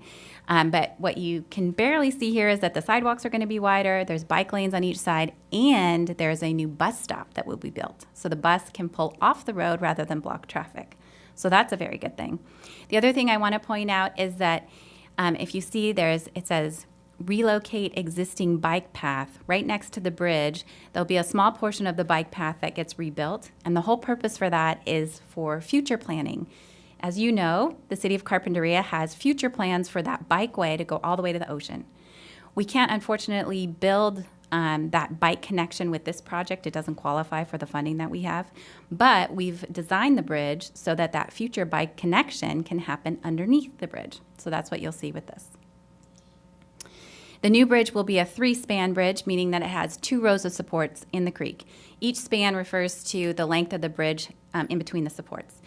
The supports in the creek will be on either side of the low flow channel. That helps us with steelhead trout. So we talked about the fact that we want the part of the bridge up top to be better for humans. Below the bridge, we want it to be better for the creek and for animals and fish. And so that's how we're doing that with that. And if you look on the left there, under the bridge, you can see that the future bike path connection as it goes towards the creek can fit under the new bridge. There's also a big improvement up top for all of us who drive across the bridge, especially if you're leaving Arbol Verde and turning left. Currently, you can see about to the donut shop if you're sitting there in your car and you're looking left. After we do this project, you'll be able to see all the way to the stoplight at Casitas Pass. And I have a rendering to show you just how different that is. It basically changes your sight distance, or how far you can see before you turn out into traffic, from 260 feet to 445 feet. So that's for your left-hand sight distance. So it'll be much improved. On the right, there's not a lot of improvement because it's already good. It's already about 445 feet, so you can see just fine. The changes to the intersection won't impact that up or down. It'll stay the same. So here's a rendering to show you how the sight distance changed. Up top is what it looks like today. So if you pull forward at Arbol Verde and you look left, you can basically see to the donut shop. After this, you could see all the way down to the stoplight, which is great because you can see cars coming and how fast they're coming towards you. So you have improved sight distance. And if you also notice, the sidewalk is wider in the rendering for the after condition because the sidewalks will be improved as well. All right. So here's the part of the project that no one really likes, and that is, in order for us to build a new bridge, we have to make room for people to actually construct the new bridge, and that means removing trees and clearing and grubbing. Clearing refers to cutting down the existing vegetation that's there. Grubbing refers to pulling out the roots. So you get both. Now, we have an interesting situation here, which is that this project has been in the works for a number of years. In the environmental impact report, 95 trees were identified to be removed. But that was before the Thomas fire and the debris flow. Mother Nature came in and took care of a lot of this for us. One positive silver lining from the debris flow, 57 of those original 95 trees that we had to be removed were taken out with the debris flow. So we only have 38 trees that have to be removed at this point going forward. Over the next few months, September and October, we're only going to clear the north side of the bridge, and that's for those utility relocations. So we're only anticipating taking out 8 to 10 trees, but you'll see all the vegetation by those 2 utility poles on the north side of the bridge, so towards the freeway, that vegetation will be cleared. The reason we're only starting with the north side is just in case those utility contractors don't finish on time, we won't have cleared the whole southern side of the bridge as well and have to wait a whole year before we start construction.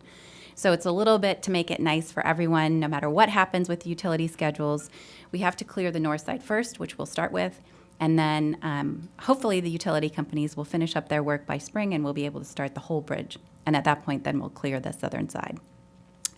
When we're doing the clearing, the contractor for the bridge construction project will work with the city arborist. It's actually written into the project plans. And so they can avoid tree removals if possible. Now, a lot of them we can't avoid because they're right next to the bridge or they're right next to those utility poles. But if we can, we're going to try to reduce the amount of trees that have to be removed as well. The good news is that we have extensive landscaping and restoration plans to follow after the bridge is built. So in addition to restoration plantings, we also have street plantings. And the great thing about the street plantings I'm going to show you in a minute is that once they're mature, we'll actually have shade for the sidewalks on both sides. We'll also have improved street and bike path lighting as well. So here is a very small snapshot of the restoration planting, but I'll show you some of the highlights. So the bridge is right there in the middle, and then what you see above and below the bridge, or upstream and downstream, are the restoration planting plans. And you can see it goes quite a distance away from the bridge. We actually are going to restore 4.37 acres, which is awesome, because what that means is that it's if we weren't replacing the bridge, we wouldn't probably have the funds to go in and restore the creek habitat and fix the planting. So that includes new plantings and removing non-natives out of the creek. And depending on how long you've lived in Carpinteria, you've seen a ton of non-natives in that creek, depending on what storm has moved some or not. But we will be planting after the project 370 trees. Now, this is above and beyond what we're actually required to do. So the environmental impact report only asked us to add in 309 trees as a requirement. There were 359 required by the California Department of Fish and Wildlife, but we're going to be planting 370, so even above that, which is nice.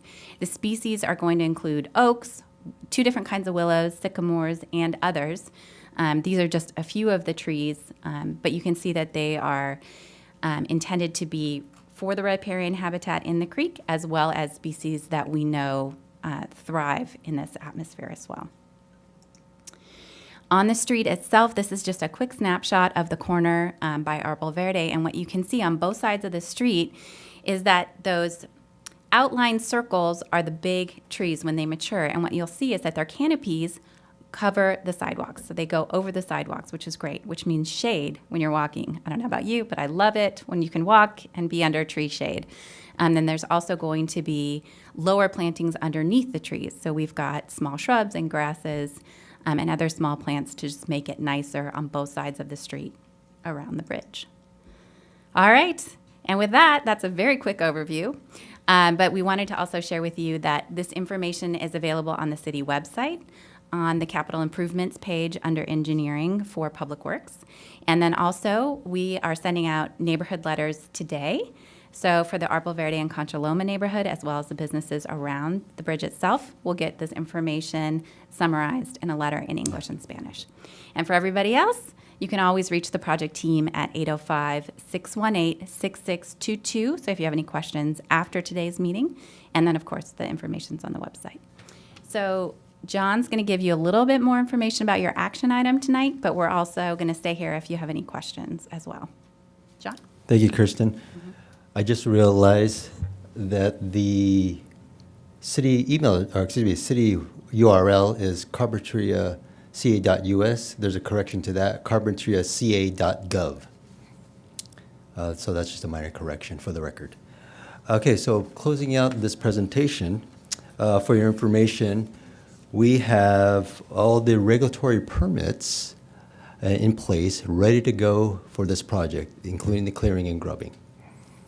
Just to read out the permits that we obtained, or approvals, we received it from the California Department of Fish and Wildlife, our own city coastal development permit and conditional use permit, the National Marine Fisheries Services biological opinion, Regional Water Quality Control Board Section 401 permit, Santa Barbara County Air Pollution Control District permit, U.S. Army Corps of Engineers Section 404 permit, and the U.S. Fish and Wildlife Service biological opinion. So we have all the permits in place. We also have all the easements in place, temporary construction easements, temporary mitigation easements, and temporary restoration easements, or permanent easements for restoration.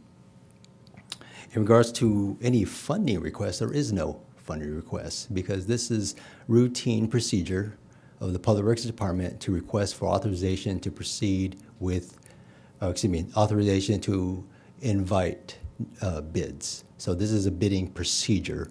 The city staff will come back to you once we receive the apparent low bid for award of a contract. Again, no funds are being requested at this time, and then we'll be coming back hopefully next month to present to you the apparent low bid of the clearing and grubbing. We're looking at perhaps a 20 working day schedule estimated for the clearing and grubbing, so it should be fairly quick, and that's all they're doing, clearing and grubbing. I think Kirsten defined clearing and grubbing, so thank you for that. I was pretty close. Yeah. Yeah, vegetation removal. All right, so with that, we are open to questions. Again, our project manager, Gerald Kamani, is also virtually online, and Kirsten's here as well. Thank you. If I may, Thank you. Please go ahead. When it comes to the clearing and grubbing phase, the initial phase, do we expect any type of traffic challenges? Would it happen during the day or in the evening? Most likely will happen during the day. They may need to take like a shoulder type closure on the road and shift lanes a little bit, but we're anticipating that the street itself will stay open, one lane in each direction as well. Okay. And then you mentioned the utility companies and a potential delay. What would be an example that would delay the utility companies from finishing on time? So that's a very good question. The answer is we've had a lot of delays for utility companies since all of the fires and the debris flow. And basically what has happened is that the utility companies have had a boatload of work added onto their regular work. Mm-hmm. And so sometimes what happens is that they're still catching up and their crews are busy trying to hit all the jobs, and it just takes longer. Also, in construction, as you all probably are very well aware, it's never a guaranteed schedule. There's always the best planning and the best practices, but things can sometimes happen. And so if those things happen, we just have a short window over a creek to make sure that we start on time to get the most effective construction schedule. So basically the best bang for the buck for the city of Carpinteria. And if for any reason they are delayed and we have to start the construction of the project 1 year from September, would we have to do any more of the clearing and grubbing again? Or once we do this phase, we're essentially done? So very good question. The first phase that we're going to do that John mentioned in September and October is just the north side of the bridge. Mm-hmm. So that's only for the utility company relocations there. Once we start construction, we will have to clear on the south side of the bridge as well. And so there will be more clearing and grubbing. That's usually the very first phase of any construction project, right? Make room for all of these different crews to get in there.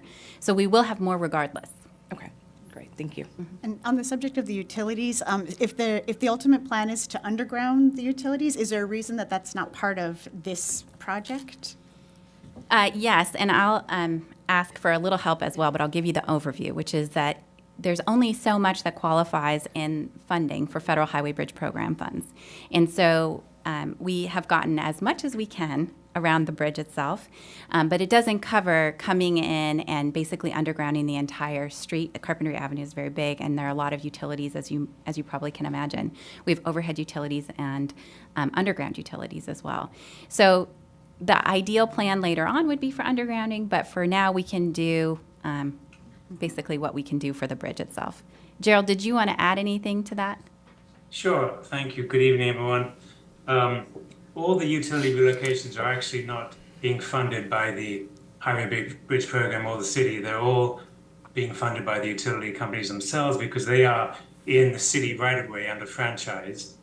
And because we're widening or improving the city right-of-way, they are required to relocate at their cost.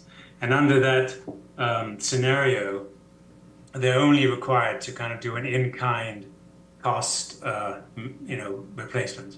So if they're existing overhead, like Edison on the north side, then all they have to do is put it back on the north side and overhead. However, that being said, as Kirsten mentioned earlier, we are putting conduits through the bridge for utilities to use if they want to go through the bridge underground.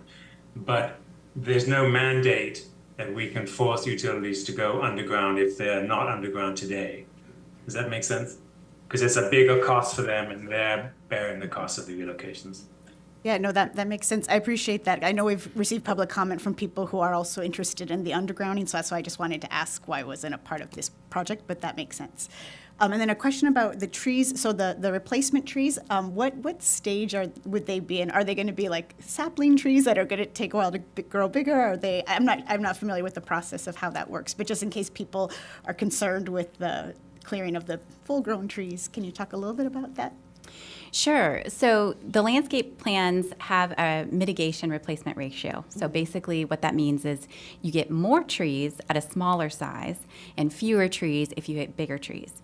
But what they found is that with these public works projects, you can start out with a 5-gallon tree, and within 5 years, it can be the same size as a 24-inch box based on conditions, because what you find is that these smaller trees tend to establish better and grow better once they get past that first year. So there's a plant establishment period with these projects.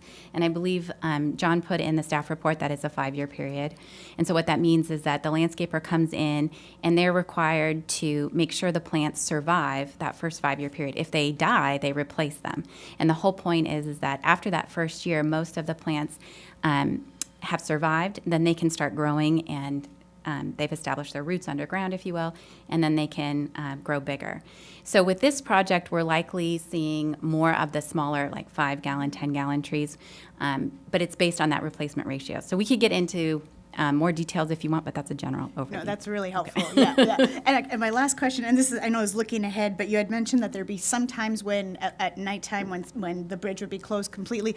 Knowing that estimates often end up being changed, what generally is the time frame for when the nights when that would happen? Is it like a 2-week period, or is it a month that they're thinking so far? So we don't have a contractor on board yet, so we're real early in the process. But the plan is to come back before construction starts and to give council an overview, as well as the public, an overview of what you can expect. And so we're anticipating a couple of year construction period time frame. There will be a period, we're going to build one side at a time. In the third stage of construction, the bridge has to be connected, right? Because we want it to be one bridge at the end. And so when they do that, they'll likely have a street closure at the end. And then we can come and tell you what that will be. But right now, it's a little early to say when exactly that would be and how long, because each contractor is going to bid it slightly differently. Right. Okay. No, that makes sense. I just wanted to kind of get the question out there, because I know people will be very concerned with knowing how long that would last. So thank you very much. I appreciate that. I have a question. If we designate that bridge as historic, will we be able to seek state and federal funding for the bridge? So the bridge is being replaced because it's structurally deficient. So it's not being replaced as a historic structure. So I'm not sure you could deem it historic at this point and still have the project go forward. Got it. Yeah, and I'm not sure you would want to, because once it's structurally deficient, that's how you qualify for the Highway Bridge Program funding. So if it falls out of that qualification, then it would be on the city to replace the bridge at full price. So that's a lot more money. Yes. I do have a few questions. First of all, I assume the tree types that you have that you're going to be using shade for are going to be the sycamores, only because they grow so much quicker vertically. The other ones are lower growing, so they probably wouldn't give you the shade you wanted. So based on that, and by the way, for the public community, literally sycamores will double their size every year and a half. So we're going to get a lot of good growth out of those. So my question is actually, the pre-bridge collection area that was filled up during the Thomas debris flows, is any of that portion going to be cleared out, or is that deemed acceptable the way it is right now? First off, thank you for adding in the landscaping comments, because obviously we have a pro right here who knows all of the ins and outs. Can you define what you're talking about the pre-bridge collection area? You bet. When the Thomas debris flow occurred, it literally backed up everything from the bridge reverse going northward. Mm-hmm. That area, fortunately, was cleared out, so we had a very large collecting area that gave us enough time to get the 2 feet of clearance to get the water to flow back through underneath the bridge before it overflowed over the top. I didn't know, based on landscaping, if in fact that was going to also be addressed, because there's a lot of plants in there right now. I didn't know if there's a flow factor that you had to take a look at to see if in fact we had to re-clear the immediate creek area. So, good question. And there's a number of factors to get you a little wonky here, but in the debris flow, what happened is we had the water back up at the bridge itself, as you know, and then when we were building the freeway improvements, the old southbound bridge was actually still in place, which acted as a dam. So you had a different water flow situation during the debris flow than we have today. After the debris flow, we were able to demo that old southbound bridge, and so it no longer acts as a dam. A lot of those invasive plant species that you were talking about got removed at the time, but there are still more. So there will be, as part of the project, that removal of the invasive plant species, as well as replanting, that restoration planting that we were talking about. So remember when the freeway bridges were built, basically we went out and we built a new bridge, and then we took down the old bridges. And in the creek side, they removed the invasive species, but then they also replanted the creek banks. So all of those willows that you see by the freeway bridges were they were completely new, right, as part of that restoration planting for the freeway. So if you walk down there at the time, what you saw was a whole bunch of sticks sticking out of the ground, and you're thinking, how are these ever going to grow? But they grow into willows just fine. So similar type situation in that regard. In terms of will the collection area that you're talking about, I'm not sure that we're going to need that, number one, because we've fixed upstream the removal of those old bridges that were acting as dams. When we take out the old bridge here, remember the water flow capacity under the new bridge is improved. And so you have better water flow from upstream from the freeway bridges that are new, and then you'll have better water flow under this bridge as well. Gerald, I'm going to look to you to see if there's anything you wanted to add to that.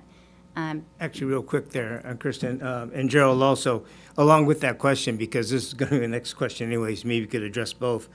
Have we looked at the flow factor for downstream, knowing that we are now removed the dam, quote, dam of Highway 101, and also of the new bridge? That's going to give us substantial amount of water volume and velocity going down below the bridge project.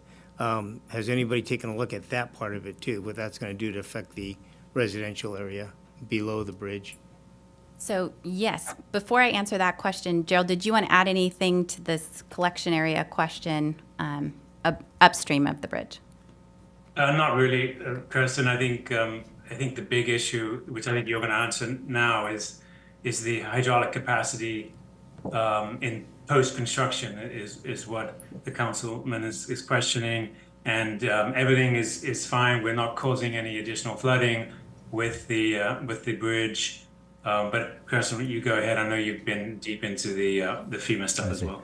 Actually, Gerald, Kirsten, I could take it from here. Sure. Council members, through the mayor, if you recall, FEMA has done a restudy of the Carpinteria watershed. So right now, the community as well as the Montecito community are looking at preliminary flood insurance rate maps, if you recall that. So to answer Councilmember Nomura's question, the entire Carpinteria watershed, including Carpinteria Creek, has been studied by FEMA themselves. So that's why we have a flood insurance rate maps that are going to come. So hydraulically, hydrology as well, that has been looked at both upstream and downstream. In regards to this project, FEMA has received the hydraulic study for the Carpinteria Avenue Bridge project, as well as the bridge overcrossings, or the freeway overcrossing, excuse me, of this, and incorporate into their study, their entire FEMA restudy. They are aware that the downstream bridge of, for example, the Union Pacific Railroad is also a constricting point. I don't know the particular time frames of when Union Pacific, they operate in their own world over there. I actually don't know, but we are taking care of the part of the creek on our portion thereafter Caltrans. So we are in the process of making this bridge hydraulically sufficient to carry the floodway of Carpinteria Creek. So this Carpinteria has been studied by FEMA already. Okay, sounds good. One last question I do have, that is the demolition of the bridge itself. Councilmember Lee brought up a good point. Those bridges, I believe, have year markers on it. Were you planning on keeping those at the end pillars? Just curious. Be kind of cool to have. So we could talk about that when the contractor is hired, but typically we have kept cool historic pieces. If that's what you were talking about, then yes, we do keep those. Sometimes, and if the council's requesting that, that could be part of the contractor's specs as well to keep the dates. New dates will be put in the new bridge, of course, which is pretty cool because when you walk around, then you can see how old the bridges are. But yes, those things get kept, and there's actually, this is a small design detail, but there's some very cool educational art that will be part of the bridge itself to remind people that right below us, this isn't just a random road. Right below us, we have a creek with fish and habitat and that type of thing. So there's some cool design elements as part of this bridge too. Great, thank you. Last comment is I look forward to working with you and Gerald. You guys did a great job last time. Thank you. Went very smooth, thank you. Thanks. Thank you for your report. My understanding is that the flood risks to the neighborhood would actually be if you didn't build a bridge, because in that scenario, the trees come down, they dam up the creek, you have this big lake behind Carpinteria Bridge, and then the blockage clears itself, or we clear it, and all that water that's been backed up comes down, goes down Calle where I live. So that's my understanding of how that works. But my question, just to make sure that, is there any height change to the bridge itself?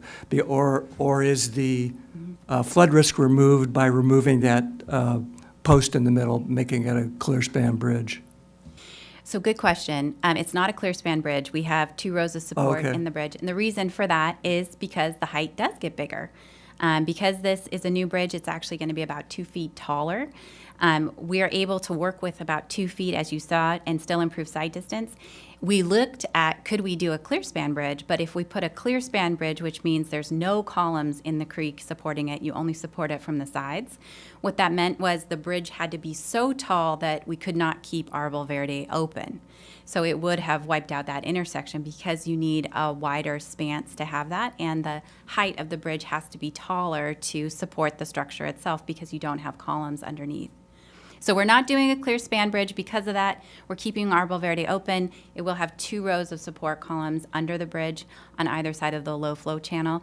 The low flow channel is important in years when, think back to the drought, when there's very little water in the creek, and the center of the creek tends to be the place where you have just a small amount of water. We call that the low flow channel.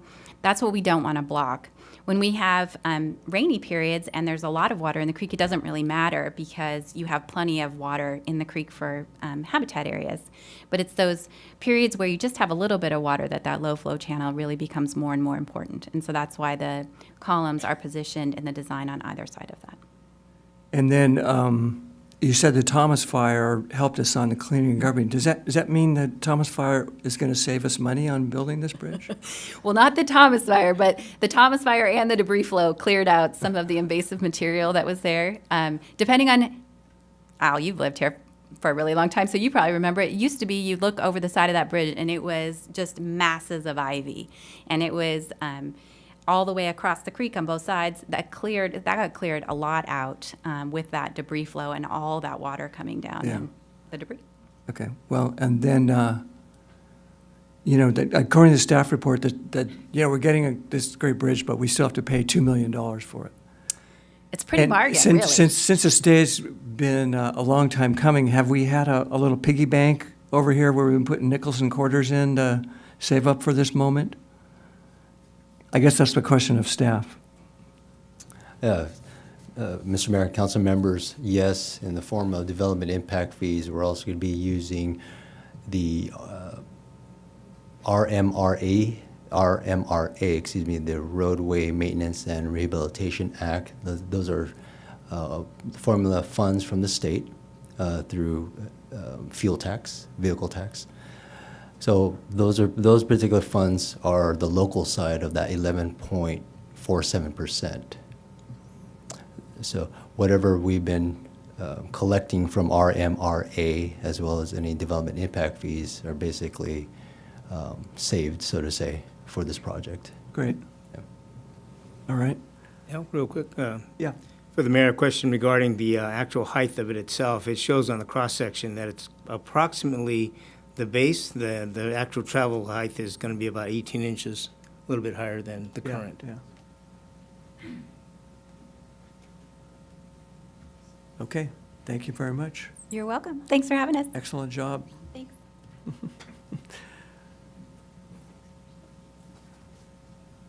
All right, anything else from staff? No, Mr. Mayor. Recommendation that before you is to authorize the Public Works Director to advertise the notice inviting bids for the Carpinteria Avenue Bridge Replacement Project, clearing and grubbing. All right. We'll open up the public comment period. I don't have any speaker slips, but I'm willing to have anybody come up who wants to say something about the Carpinteria Avenue Bridge replacement. And seeing none, we'll See if there's anybody on Zoom, Brian? Mayor, we have no raised hands. All right, we'll close the public comment period and we'll bring it back to the city council. I move to authorize the Public Works Director to advertise the notice inviting bids for the Carpinteria Avenue Bridge Replacement Project, clearing and grubbing, project number 15016. And I'll second that. All right, we have a motion and a second. Any further discussion? All right, all in favor say aye. Aye. Opposed? Motion passes 5-0, Brian.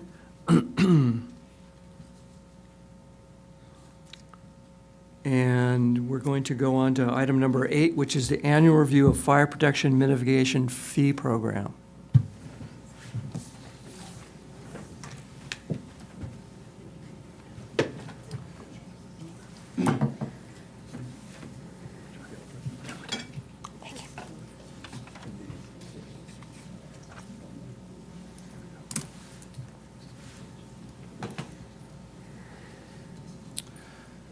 Good evening, Mayor and council members. Before I turn it over to Michael Monaco, who is the fire marshal for the Carpinteria Summerlin Fire District, I'm just going to give a quick overview of what will be in front of you tonight. Tonight you'll be hearing about the annual review of the Fire Protection Mitigation Fee Program, which is required by the California Government Code. Each year, the city and the county are required to receive and review an annual report provided by the Carpinteria Summerlin Fire District. The annual review includes a description of the Carpinteria Summerlin Fire Protection District Fire Protection Mitigation Fee Fund, which is Exhibit 1, the Fire Protection Mitigation Fee Schedule for fiscal year 24-25, which can be seen as Exhibit 2, a Master Facilities Plan, Exhibit 3, and accounting ledger of the Fire Mitigation Fund for fiscal year 23-24. And with that, I'd like to introduce Michael Monaco and turn it over to him to present. Thank you for that. Mr. Mayor, Council, here we are again a year later. This is kind of our annual thing. This is kind of an informational presentation. This year's a little bit different. Normally we go by the CPI or the construction, CPI, the Construction Price Index.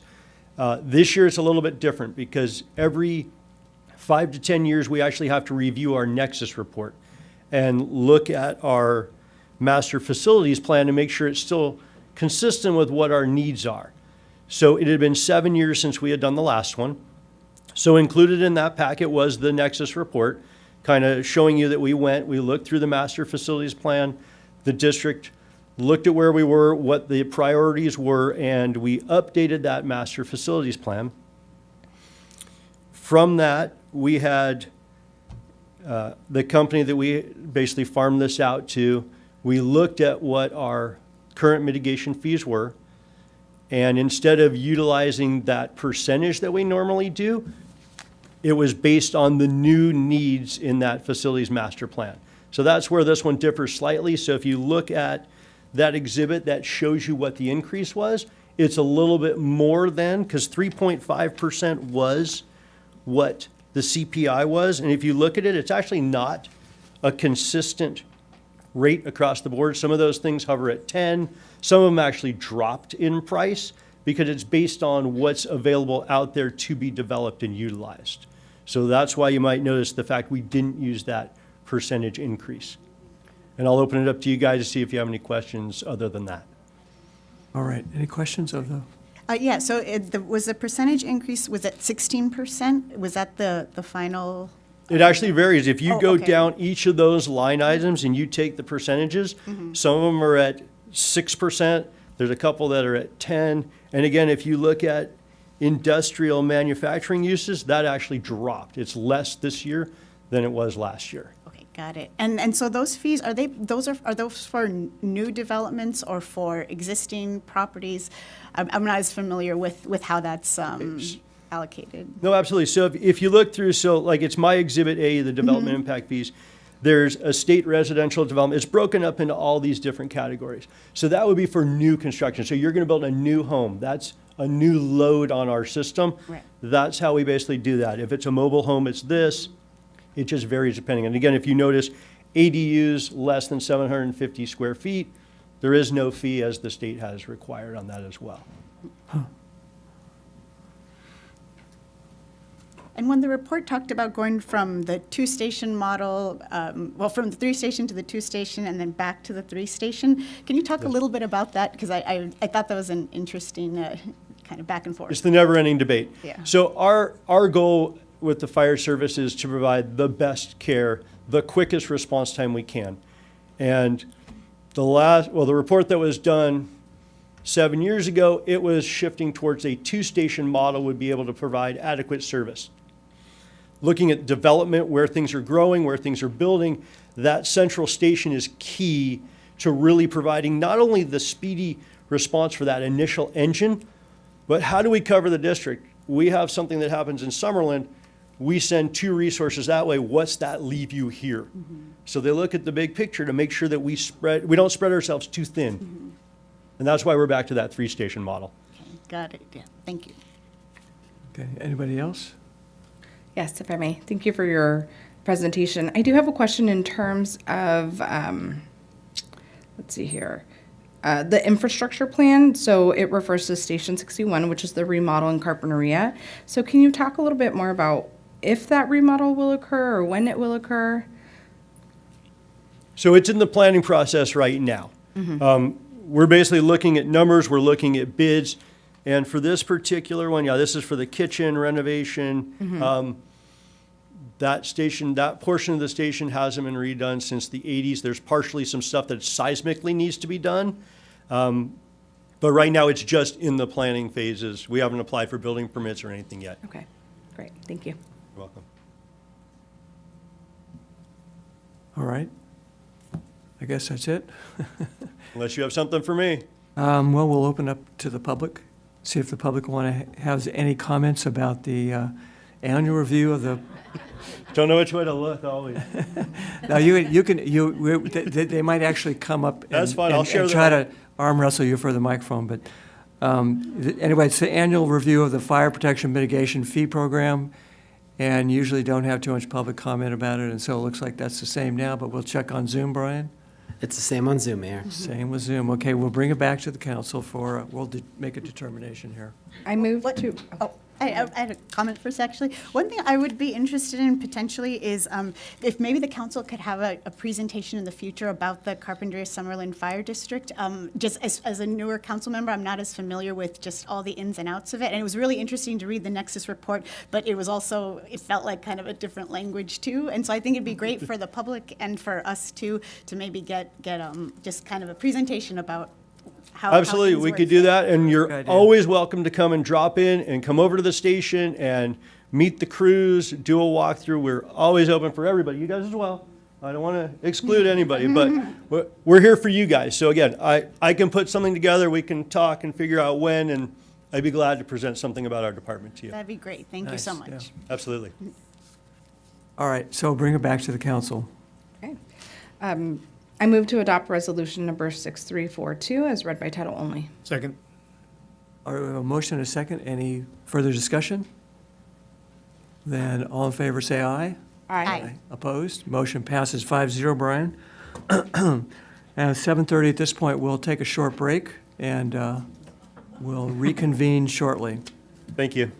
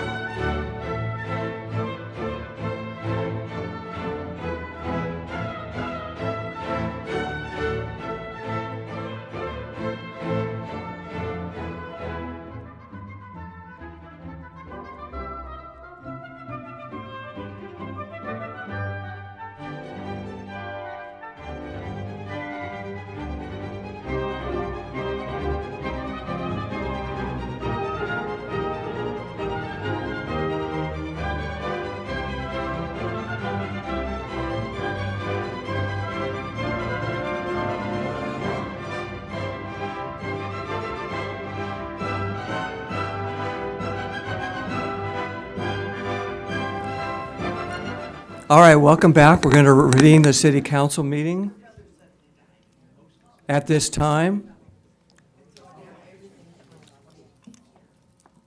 Pass the gavel. Okay, now we're on to item number 9, which is a review and approval of signs for Harbor Seal Rookery.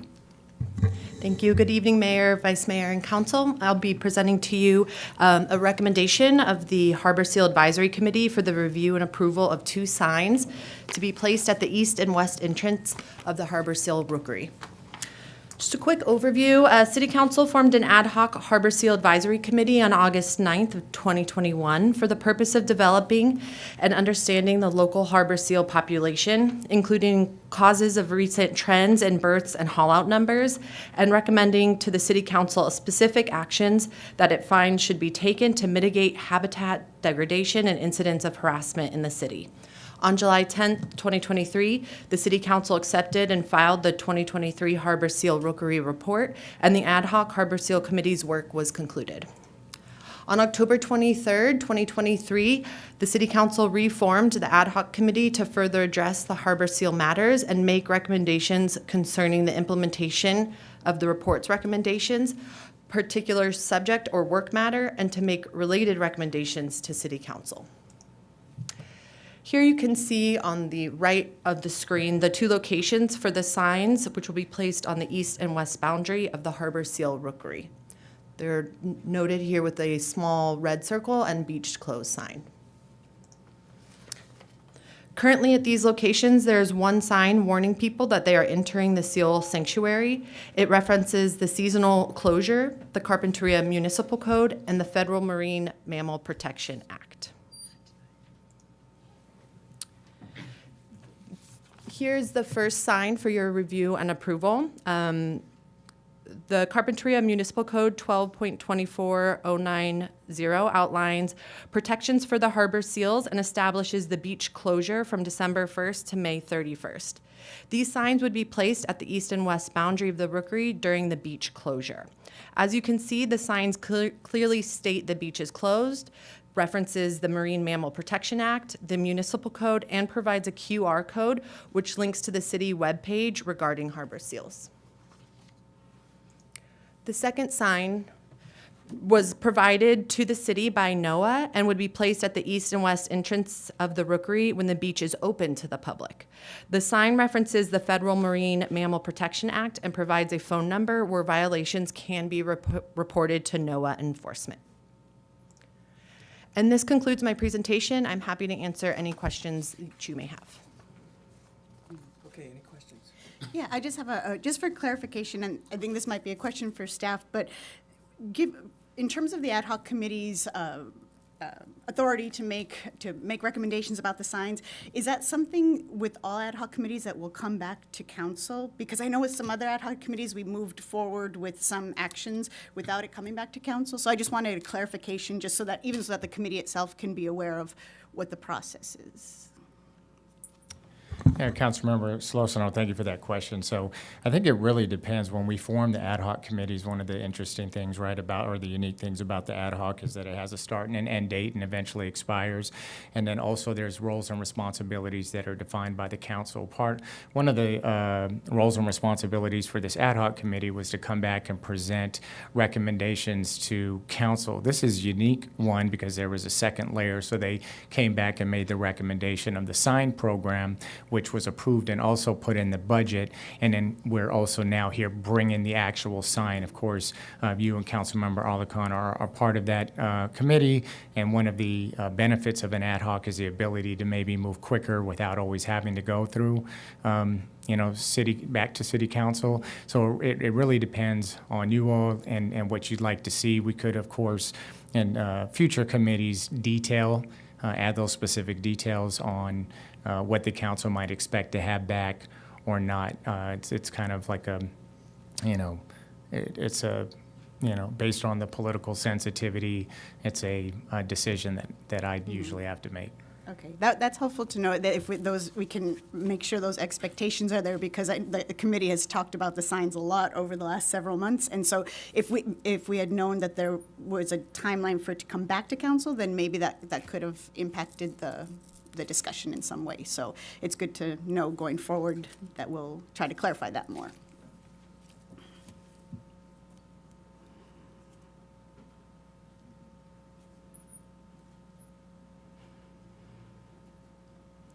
Any other questions? No? All right, we'll open it up for public comments. Thanks. I thought I was still on break. We'll open up for public comments. I have two speaker slips. The first one's from Susan Mayhew. Welcome, Susan.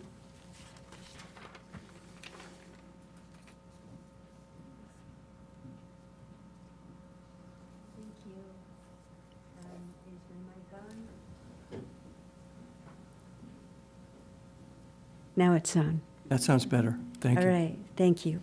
So, regarding the signs, I want to talk to you about, first of all, the staff report was quite extensive, and it shows that the Harbor Seal Advisory Committee put quite a bit of work into this.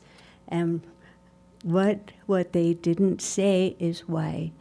And the reason is that our harbor seals, who have been living happily in this one very small section of beach for 100 years, have been declining in counts dramatically in just the last 10 years.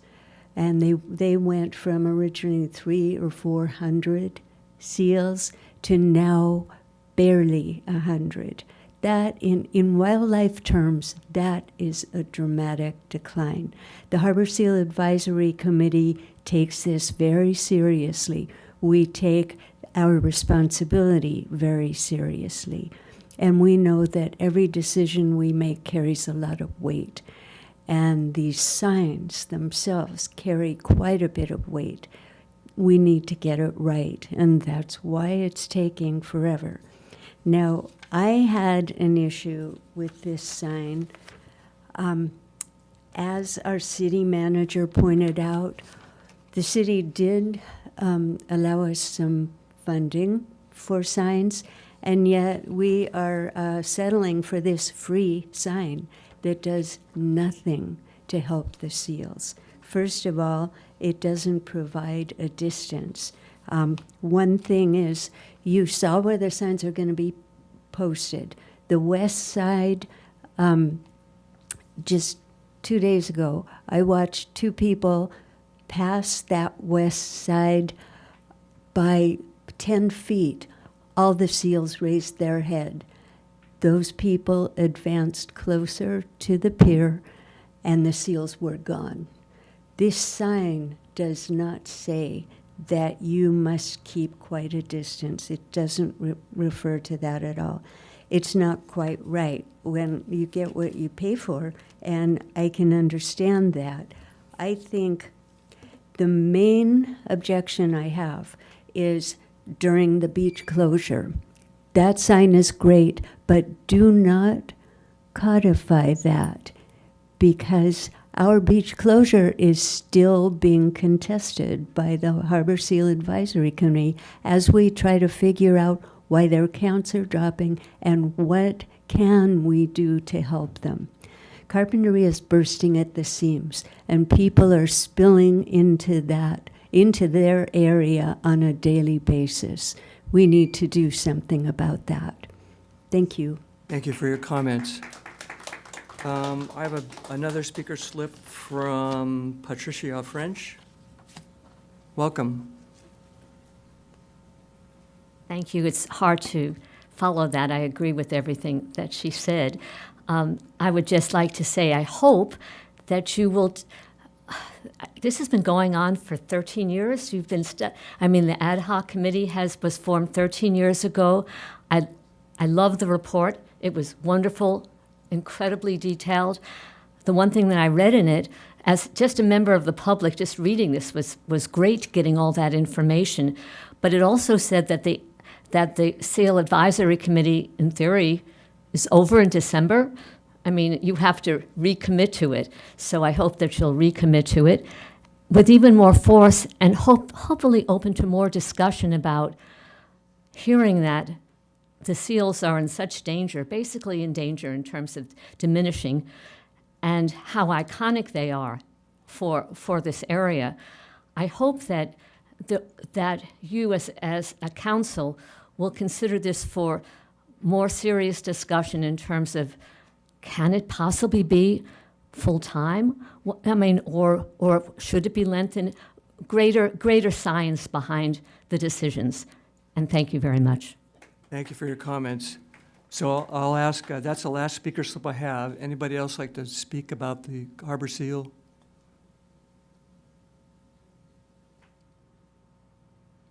Anybody on Zoom, Brian? Mayor, we have no raised hands. Thank you, Brian. So we'll close the public comment period and bring it back to the city council.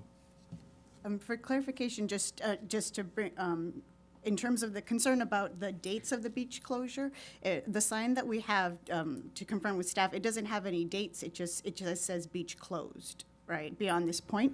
So that even if the beach closure dates were to change, that sign can still be used. So just in terms of like addressing concerns with whether or not that beach closure is a hard and fast date permanently.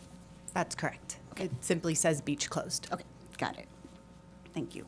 Okay, anybody else? Yeah, just one point of clarification. When it comes to the NOAA sign, so the NOAA sign would be put in place when the beach is not closed. Is that correct? That's correct. And it would be placed with where you showed the picture, and so there's already a sign there, and so the NOAA sign would be put on the bottom of it. Is that correct? That's correct. Okay, so we're not losing any of the information that's on the primary sign. Is there any way we can show the council what that sign says? I have a photo here on my phone. I'm not sure how I can zoom in on this one. Sorry, I didn't mean to put you on the No, it's spot. okay. I just I want to can make sure read we it address any aloud, concerns. perhaps? Sure, that would be Just great. give me 1 moment. It's Thank from you. my first Sorry. No problem.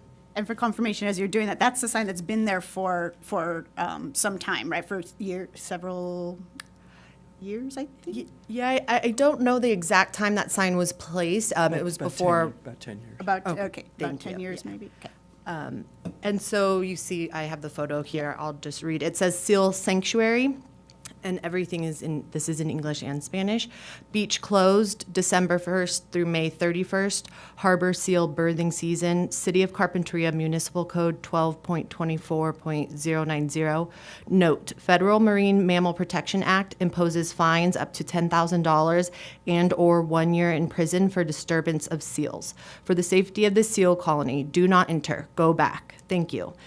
This sign is property of the City of Carpinteria. Removal, alterations, or illegal possession is a criminal act. Call 805-684-5405 for additional information.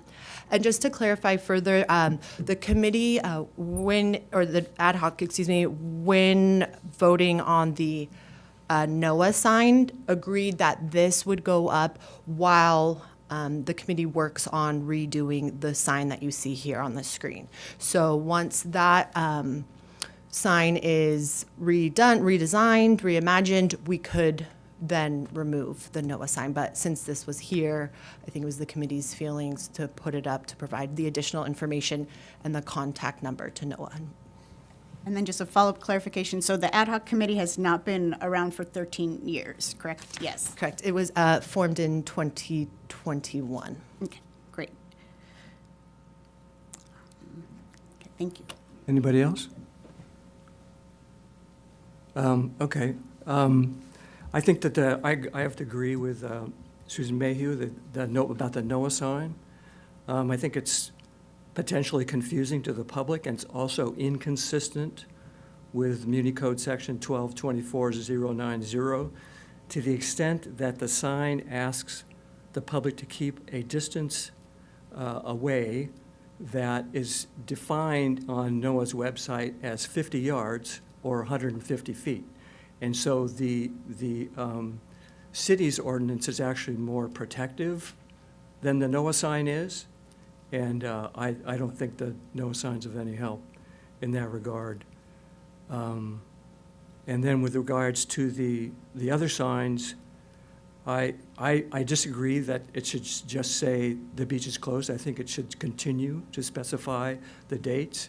If the committee or the council is going to change the dates in the future, then we can change the signs. But I think that's important information to the public to know when the beach will be open, because it currently is open a certain period of time. The ordinance has not been changed yet. It's still open to the public a certain period of the time.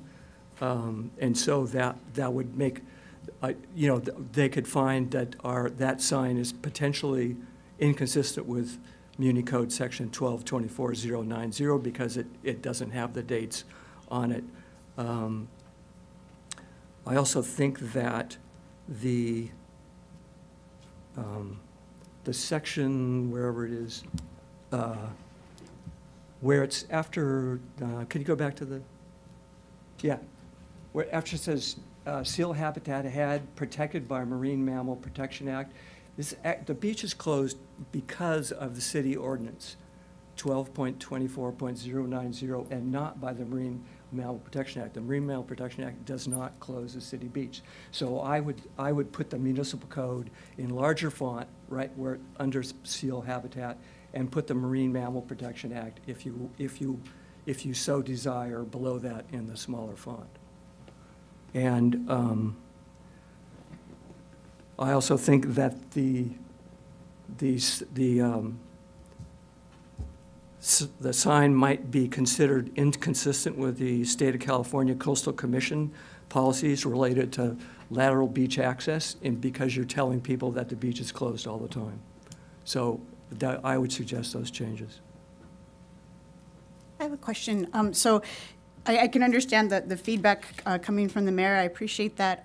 But if the ad hoc committee has made a recommendation, it can ultimately be, if it is ultimately voted down by the council, then does a committee go back and bring forth the new signs, taking into consideration council feedback, or how does that work? Since that was one of the ad hoc committee's priorities that they've spent half of a year working on. Councilmember Solorzano through the mayor. That's a great question, and I think it's helpful to kind of understand the workings of how the council works with both standing committees and ad hoc committees. So the ad hoc committee, as with I think all committees that the council has made, are recommending bodies.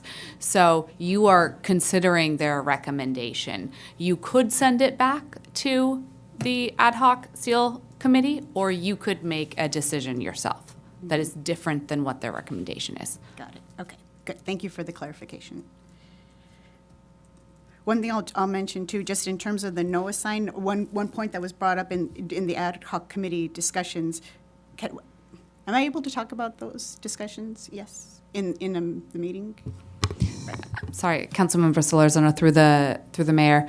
Are you asking if you're able to discuss the committee discussions, the ad hoc committee discussions, or no? Yes, I believe that I think what you're concerned about would be a potential Brown Act violation, but the entire council is now together, and so we're not concerned about invalid meetings. I just wanted to double check. No problem. So one thing I think that some of the committee members liked about the NOAA sign is that it adds an extra layer of another agency giving some enforcement, especially since we don't really have an enforcement arm here, but if people were to call this violations number, the NOAA number, then the onus would be on NOAA personnel to follow up with the complaint. And this is just an informational that was one of the things. It's a threatening thing. Mm-hmm, right. Well, whereas since we don't have a position that can go down there right now and deal with complaints, it was the idea that maybe this offers another layer of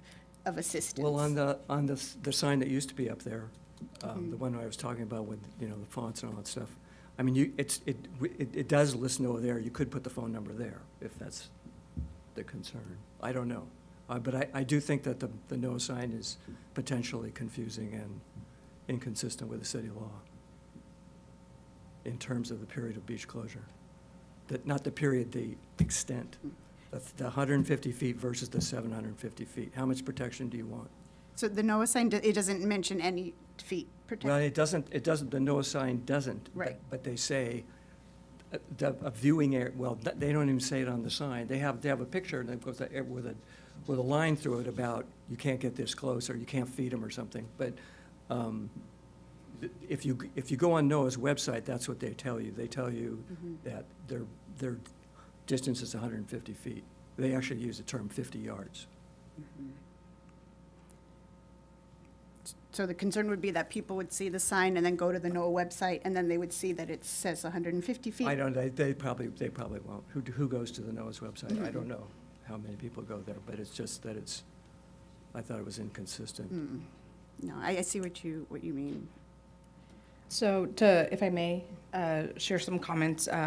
I have been on the ad hoc committee, and I will agree with Speaker Susan. We have been have had very lively and passionate discussions about the signage. So I just want to bring back just some context in terms of the approval of the signage. I think the council can provide additional direction in terms of updating signage. I just want to point out one concern on behalf of the ad hoc committee is that currently there is just one sign right now, and the beach is currently open. And so the NOAA sign, being that it's no additional cost to the city, would just add some additional language currently. If we chose as a council to not use that NOAA sign, we just need to acknowledge that right now that is the only sign that is currently going to be at the Rookery. And then... Is that right? That's the only sign up right now?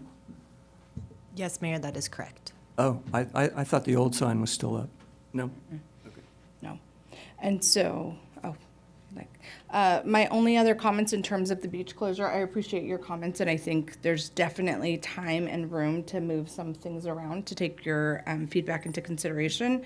But I think in terms of where I'm at right now, I would encourage the council to approve the NOAA sign with the direction, temporarily, and with the direction for it to go back to the ad hoc committee to work on a signage for when the beach is open. Since that's what the ad hoc committee's plan was to begin with. Yeah.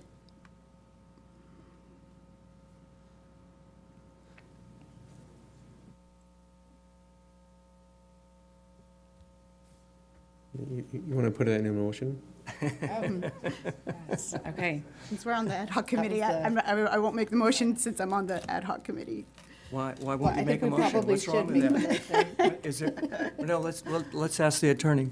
Can a member of the ad hoc seal committee make a city council motion if they're a city council representative? Yes, Thank you. Okay, there we go. Mayor Clark, I don't see a problem with that. Thank you. Okay. All right, so I'll move to approve the two signs as presented to be added to the Harbor Seal Rookery and provide the ad hoc committee with the direction from council today to look at, re-examine what sign will go up once the NOAA sign is taken down. Is that right? No, the NOAA sign is going to go up. Right, but it's going to go up temporarily, right? So, yes. So, that's probably more convoluted now.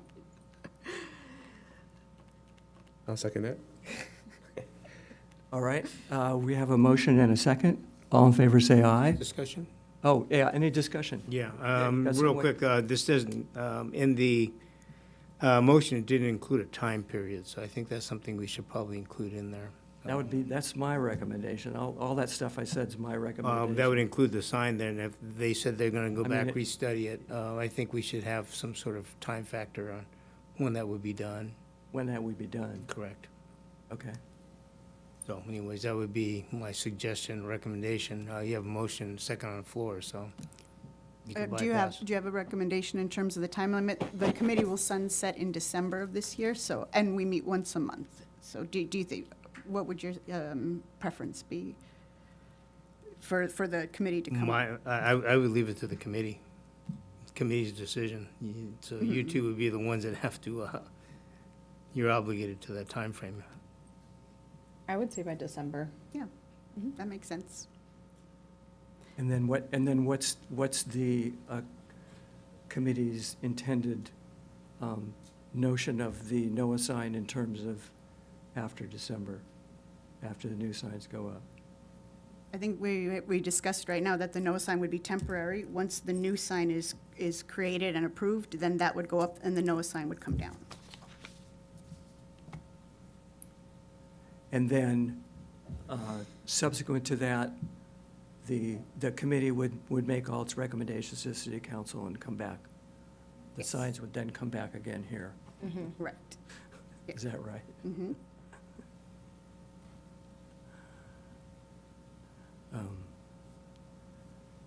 Okay. I'd say based on direction that the mayor put forward, those are good points. So as long as that is in conversation and something that we would look at as far as the approval. Yeah. So, but I would, strongly send my suggestions to the committee about that sign. And I really have a hard time thinking that the NOAA sign is adequate for our purposes right now. I would think if you have any other old sign around that says the beach is closed and when it's closed and then when it's open, I mean, that's what we should be using temporarily, not the NOAA sign. But that's just my opinion. You guys have another one?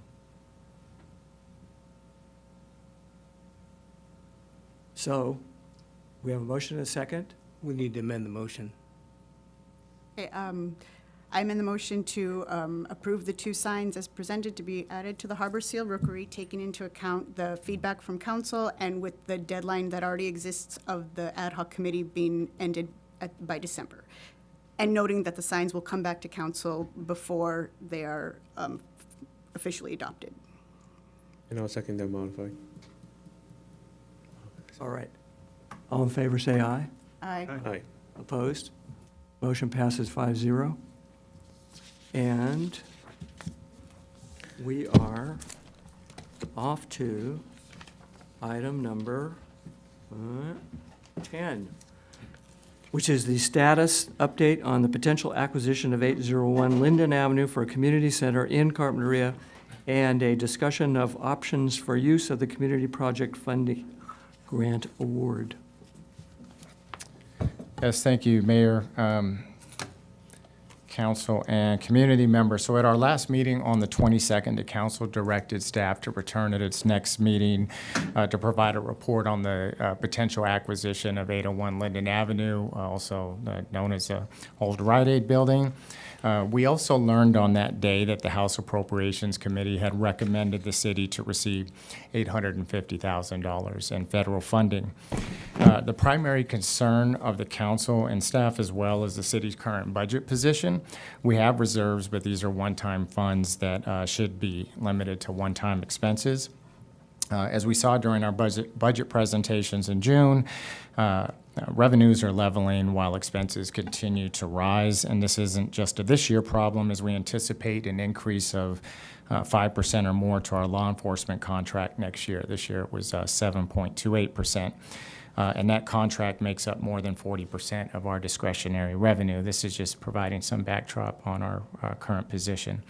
As we all know, several budget items this year had to be reduced or deferred, and the council had to make some difficult decisions in terms of prioritizing programs and services. This will likely be the case again next year. Lastly, as the council expressed during our last meeting, in order to proceed with the project at this point in time, we not only need funds to purchase the building, but also for tenant improvements and ongoing maintenance and programming costs.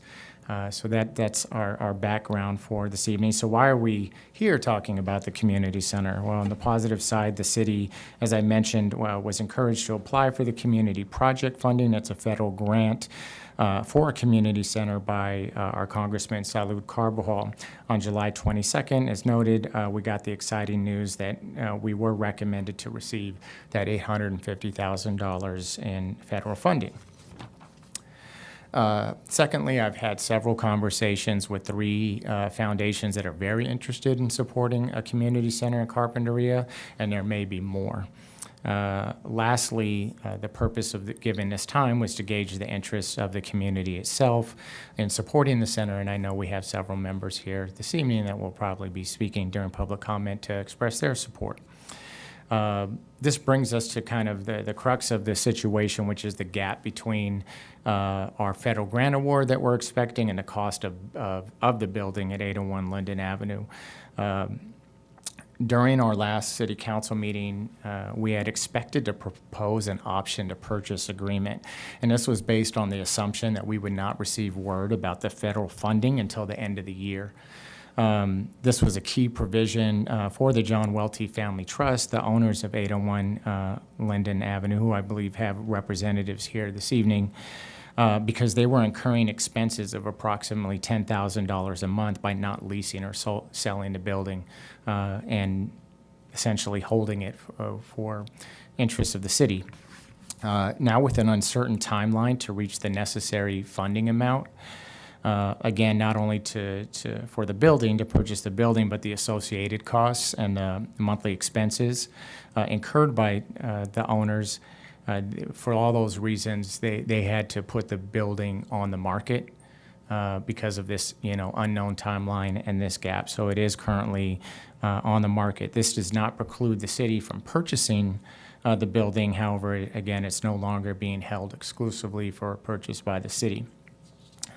And so to kind of review what our options are, as mentioned earlier, budget is a concern, but also the council shared concerns about the city's annual work plan priorities and diverting, staff away from those priorities to focus on this project. So as a way of minimizing budget and staff resources, the city could use consultant services to research, analyze, and present all options, including the ongoing viability of the 801 Linden Avenue building if desired.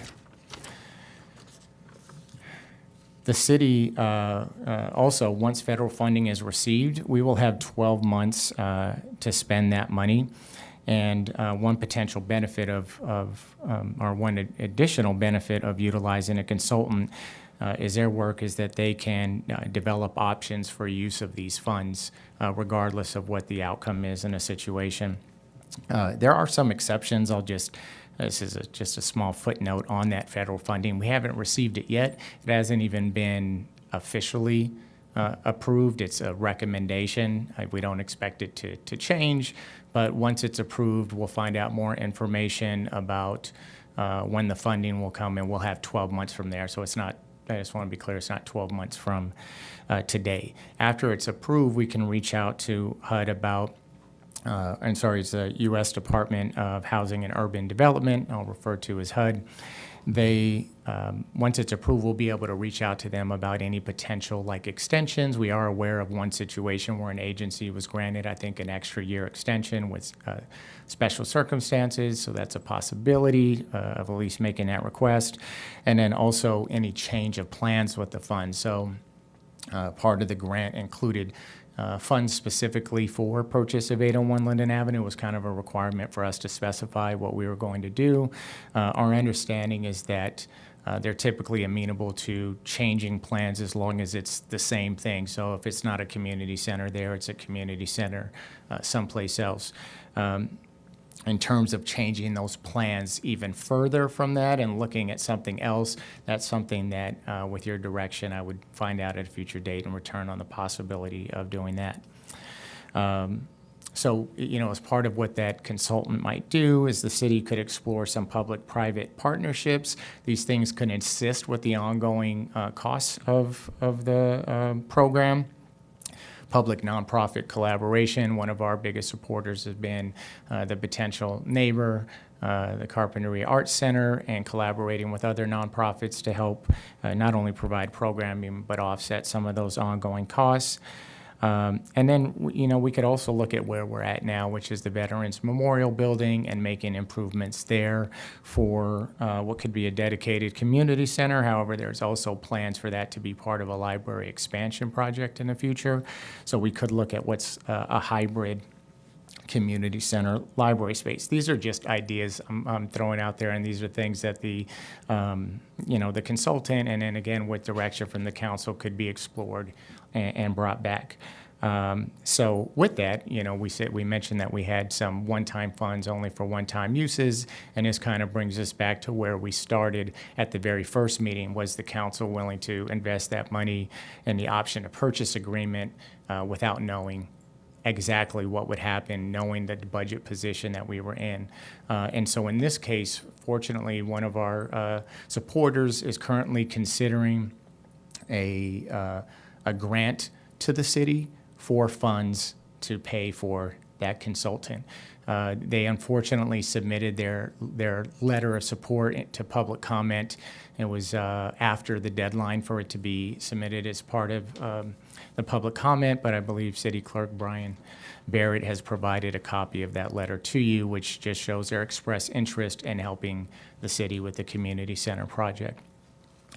And I should note that that's for the 801 property or for other properties, if that be the case. So the goal of tonight is to not only hear from the community, but also to provide the council this requested update and receive any feedback from you all on next steps. And that concludes my report. I'm happy to answer any questions. So just to clarify then, the potential grant would be with, even if we don't pursue specifically that Rite Aid building, the funds would still potentially be there to look into these consulting services? As Councilmember Solorzo, no, that was my understanding, is that they would be available to consider, multiple options. Okay. And one bit of feedback I've received from residents has been an interest in donating to some sort of a ongoing fund that can be accumulating money towards a community center, even if it's not a purchase that we're doing right now. And so what might that look like in terms of logistics?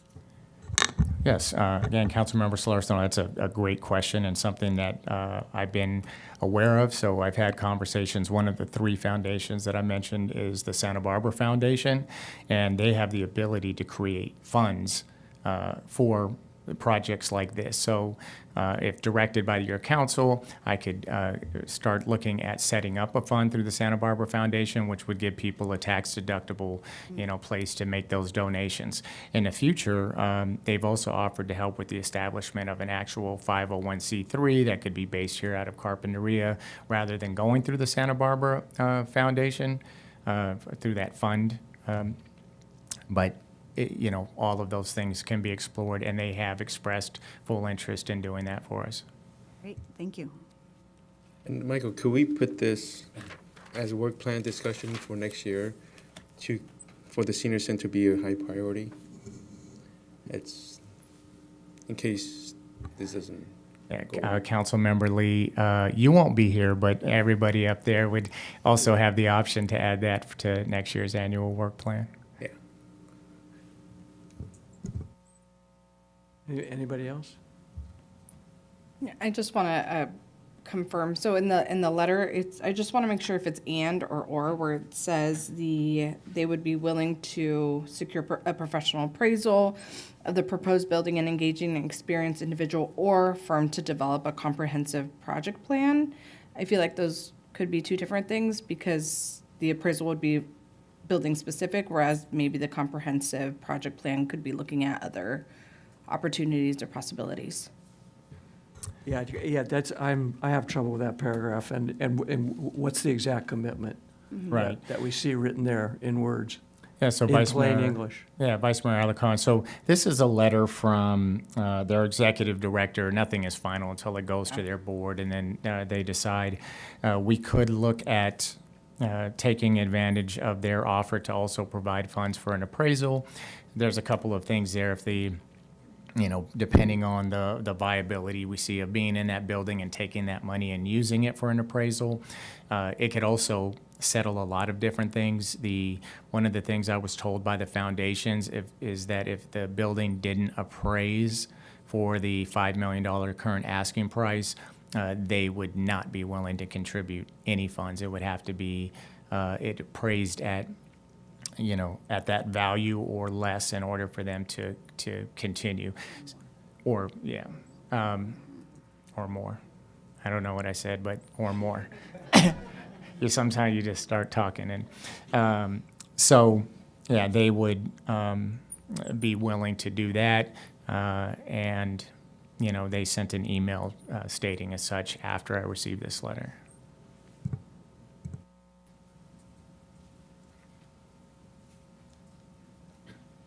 Any other questions?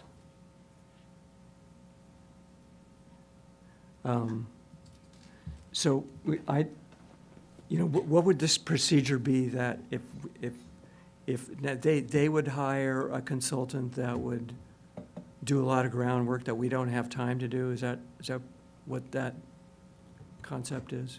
Yeah, Mayor Clark, so they wouldn't actually do the hiring. The grant would come to the city, and we would use our normal procurement policy, and we would put out an RFP, and we would develop that scope of work, right? With your guys' feedback, we could define what that scope of work is, and we would do that. And then, yes, the idea is that you would have that, you know, the expertise, the attention and the focus, and, you know, with it being a grant and with it being a consultant, it would help to minimize some of your guys' original concerns about, you know, taking staff time away from current identified priorities, and then, of course, utilizing the budget reserves, which, you know, with winter season coming around and a number of other things, we don't know how we might have to use those other ways.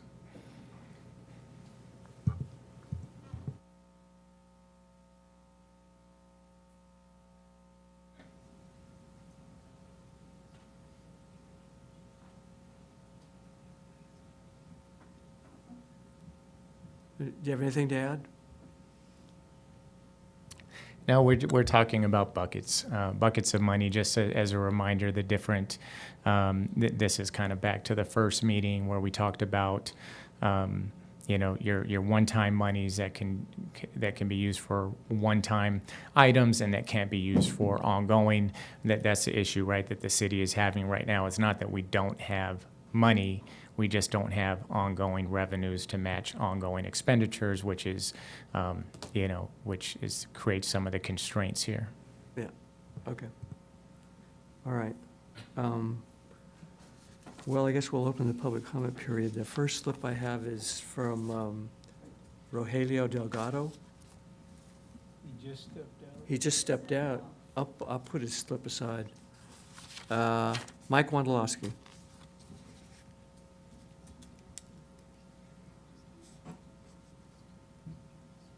Welcome, Mike. Thank you. I'm Mike Wondolowski with Carpinteria Valley Association. In your last meeting, staff reported the federal funding was $850,000, not $5 million hoped for. And so basically the council said to staff, you've got 30 days, go figure out if there's money. The answer is no, there's kind of not. So we've got another idea of let's try to explore this without the city expending money further. That's a very interesting idea. We need to know that we can get to a point where this general concept of the possibility of an idea ends up with something that funds the full purchase or acquisition of $5 million or whatever dollars, plus the estimated improvements and renovations estimated at $600,000, plus the annual costs for maintenance, plus operating expenses and additional staffing. And I won't bother repeating them, but the staff report in the last meeting very clearly identified the city's current significant financial challenges, the compromises and things that were crossed off the to-do list during budget season and capital improvements program discussions. And the city simply currently does not have the financial resources to operate such a center, much less procure it. The possibility of $850,000 in free money from the feds is really attractive. And maybe, with effort, those funds could be used for a related purpose, as was conceived in the staff report today, that fits in the city's existing priorities. However, the city must maintain its focus on executing existing priorities and plans. The approved budget and approved capital improvements program document those priorities and plans. If the city chooses to move forward with buying, creating, establishing a senior center or community center or something along those lines, that decision needs to be part of a comprehensive analysis of all the city's priorities and desires and how it fits in with all the other things that we're choosing not to do because they kind of were below the line during the discussion. Something else, if we choose to do this, something else will probably remain undone. And staff time spent analyzing it or even handling a grant and RFP and so on, that staff time's not free. That's staff time that's already budgeted to do other things in the priority list. So if a consultant can investigate the possibilities of moving forward in some way with no city expense, that could be very interesting. But it must address all the related expenses, not just acquisition, but renovations and operation. Our biggest concern, stepping back here, is if the city overspends and spends beyond its means, the city will feel pressure to increase revenue to pay for that overspending. And the way the city can generate that revenue, the way that we fear most, is to look at ill-advised development proposals and say, we need to get additional property tax, TOT, or sales tax. And the result would be bad decisions that may or may not generate net revenue to pay for these new things, services we want to provide, but they would definitely have a negative effect on Carpinteria. Thank you. Thank you for your comments. Now I see Rogelio step back in the room, and Rogelio, can you give us your comments, please?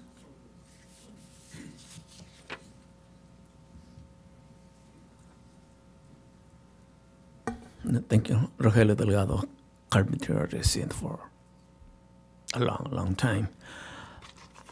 Now, it's been almost a month since we last were presented with this community center. At that time, I would say that it was 50-50. I think that today it's about the same, 50-50. And this is why. I've been talking to people, and the first sentence, they say, yes, let's go for the community center. But once I explain to them the possible consequences,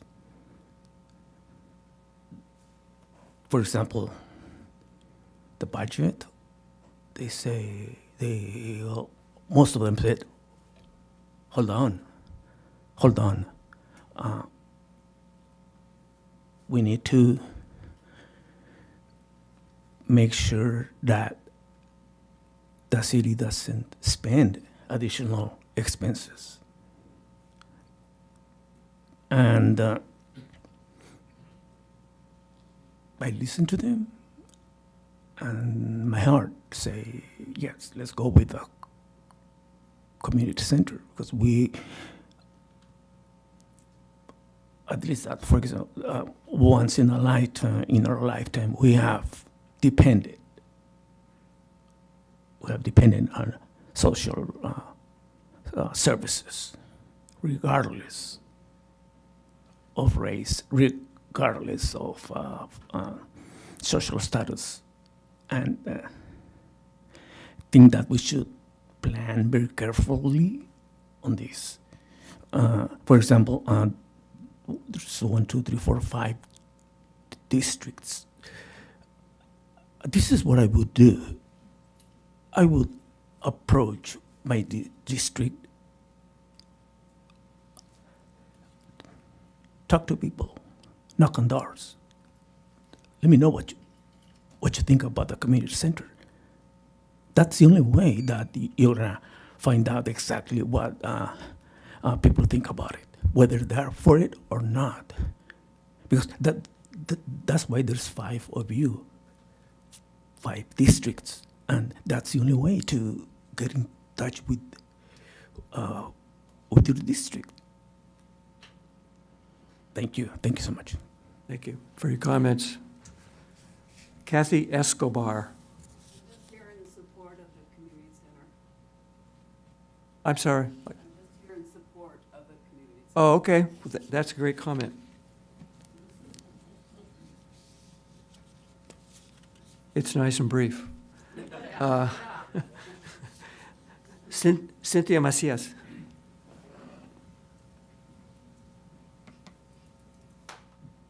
Welcome. Thank you, Mayor, Vice Mayor, and Council, and residents.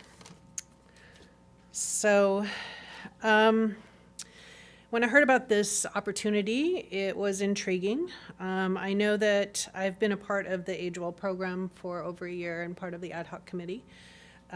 Investing in our community is always a good thing to look at.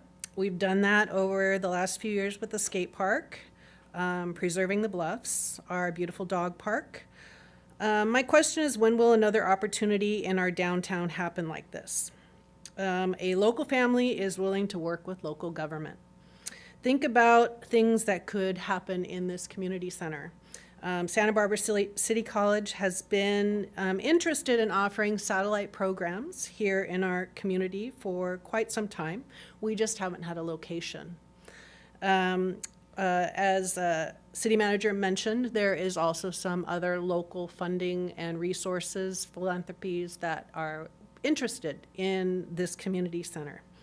How can we create a cohesive hub? I didn't know that in our community, we have such a deficit. This is happening over and over again. I think this could be a great accompaniment in this location to the Carpinteria Linda Arts Fairleigh Art Center.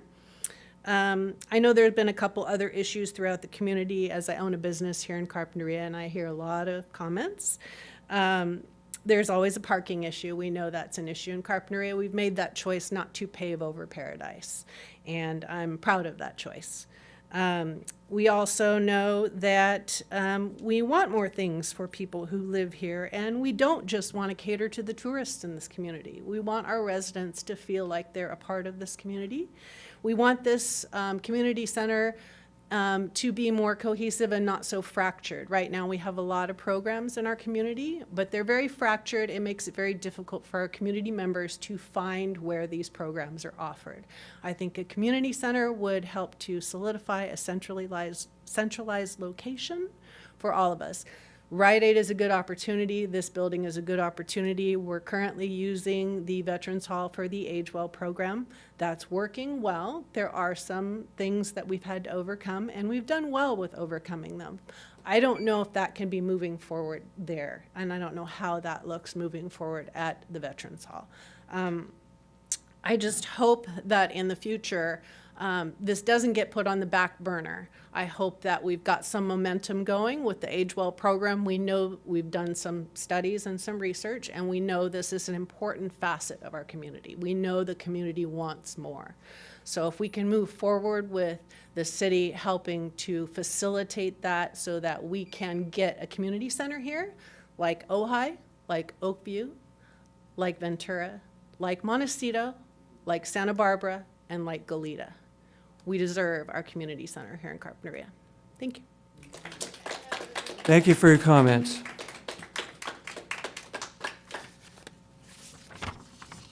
Jill Strasinos? Did I get that right? No, but that's okay. Well, would you kindly correct me? It's a Greek last name. It's kind of tough. I say Stasinos. Stasinos. Stasinos. Yeah. All okay. right. Thank you. Good evening. My name is Jill Stasinos, and I am a local resident. I'm in favor of the City of Carpinteria setting aside funds to assist with the purchase of the former Rite Aid building to be a community center. Community centers are a great place for locals to gather and participate in activities of interest. Similar to the Carpinteria Arts Center and the California Island Center, which benefit our community. I believe the former Rite Aid building's central location make it an ideal place for community activities, and I believe that with creative thinking, we can overcome any parking issues. On a personal note, community centers are important to me because where I grew up in San Mateo, Our community center is where I learned to decorate cakes and to play tennis. Our community center was a place where young and old were allowed and able to get together and recreate together. So I'm hopeful that you will recognize the importance and numerous benefits to our community by providing support for Carpinteria Community Center and to provide the community with time to fundraise. Thank you. Thank you.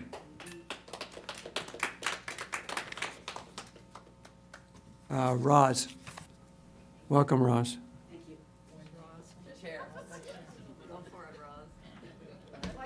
I'm tired. I'm not aging well tonight, let me tell you. Well, good evening, everyone. First of all, I would like to strongly support what has been said by our two last speakers, Cindy and Jill. I mean, they took half my speech away, for which I'm grateful. But I would like to have you think in the big picture. Perhaps think a little bit out of the box. A community center does not seem to bode well for everyone. However, expansion of the library has been on the table and in the minds of people of the city for a very long time. What I would like to suggest at this time, since you have the opportunity for such an outstanding downtown location, is to consider moving the library to the Rite Aid building, giving it the expansion that they deserve, and using the library as the community center, which is close to the Veterans Building. I mean, it's all part of the same, really, where a lot of the Age Well programs are now taking place. And just to really consider this idea and not put it on the back burner. As you know how long I've worked on the senior center program, it never was going to happen. We still don't have a brick and mortar, but we have a program that's helping a lot of people. And there were people in the community that thought that that would never happen. So I urge you to not only be fiscally responsible, which is a grave responsibility, but to be community responsible as well, responsible to the people of this town. Thank you. Thank you. All right. Case Van Wingerden. Welcome. Hi, good evening. Kees van Wingen, obviously. Good evening, Mayor Clark, Vice Mayor Alcon, Ms. Sellerzahn, Wade, Roy, and staff. A community center will unify our community. My family has a long-running relationship with a wealthy family. For transparency reasons, I did not discuss my suggestions with the wealthies. It's up to you to create a vehicle. Staff has already secured $850,000. If the wealthies are willing to grant an option for $1 through December 31st, 2024, to sell the property for $5 million to our community, Carpinteria will raise the $6 million needed to purchase a center, unifying our community. Parking is a bit of a challenge during the summer months. However, this encourages all of us to be more considerate of each other. Smart and Final has proven to be a strong community supporter, selflessly ignoring locals when we park in their parking lot during the farmers market. They will show the same courtesy for the community center gatherings. Smart Final gives back to the community. They clearly walk the walk. The fact that they publicly support Olive Crest and Home Refuge is additional proof of this commitment. Imagine a community gathering with the Arts Center, farmers market, and the parking lot would be easier. It would be easier to find parking than during the Avocado Festival. So this is meant to be. We just got to give it a vehicle to make it happen. Thank you for your comments.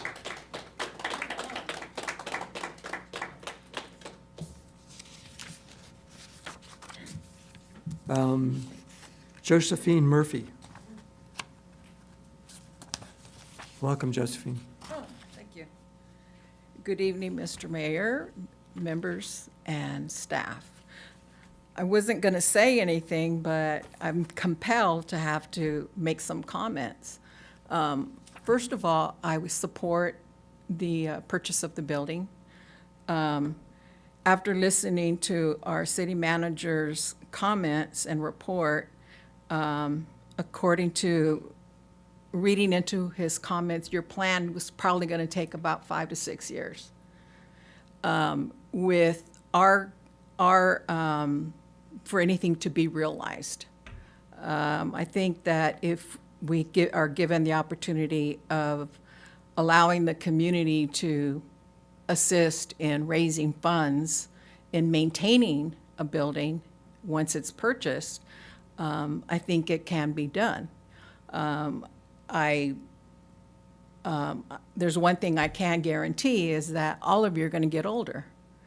And before you get, and that's one guarantee that you're all going to have. And one of the services that I foresee in a community center is senior services.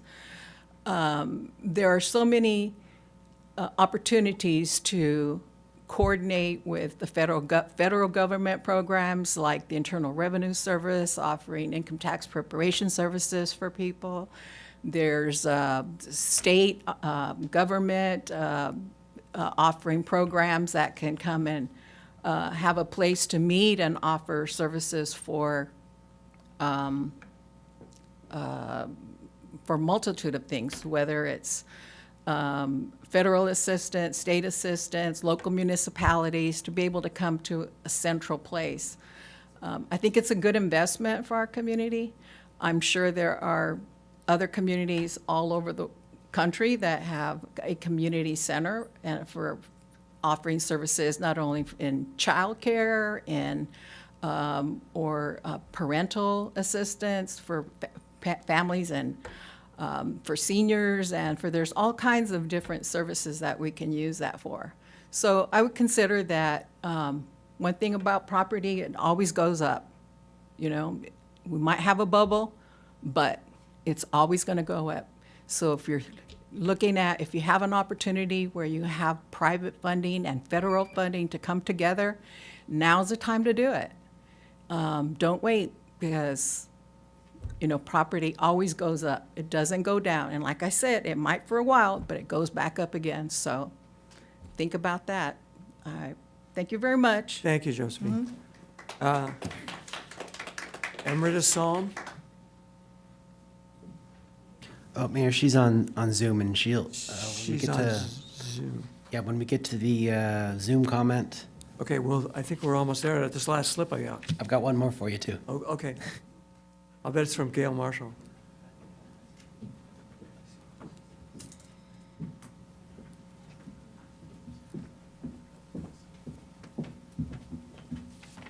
Yep, indeed, it's Gail Marshall.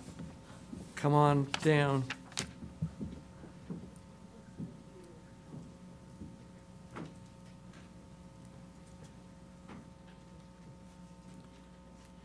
I'm with Liz. I'm tired.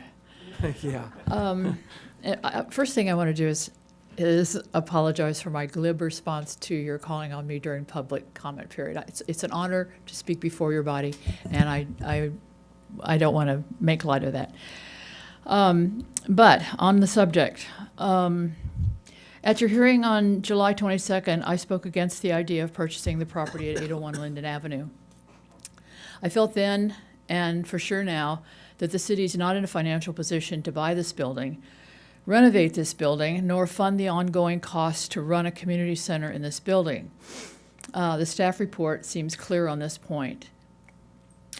A few years ago, the city took control of the library with the purpose of not only providing the opportunity to check out books and CDs and other literary materials, but to recognize the potential of this site as a center for the entire community. Thanks to Jody Thomas, the library is providing extensive programming in the library, the library annex, and the Vets Hall, a program that draws all ages. I know she's all about providing even more programming and services if given the opportunity. My next comment was going to be to suggest that rather than make a difficult decision due to lack of funding, that I was going to implore you to see if some of the private funds that we've heard about would be available to hire a facilitator, a consultant, to bring together the many constituencies, the many stakeholders that have an interest in a new project. And voila, it seems like there is someone who is available to provide that money. This would give us an opportunity to bring together all the stakeholders to figure out what is possible, what is needed, where the funding is going to come from, and where is the very best location for a center of this nature. My feeling is that it should be a location off the Linden T. It seems to me that the Linden Avenue is our tourist destination, and anything that's situated in that area should bring in tax revenue. And a community center will be off the tax books. Anyway, don't assume an outcome. Stay open to all the possibilities. And also, task staff, as I think they've asked you to, with understanding the ways that you can utilize the $850,000 for this purpose. Thank you. Thank you, Gail. All right. Last call in the hall here. Anybody else? Aha, I see a slip. It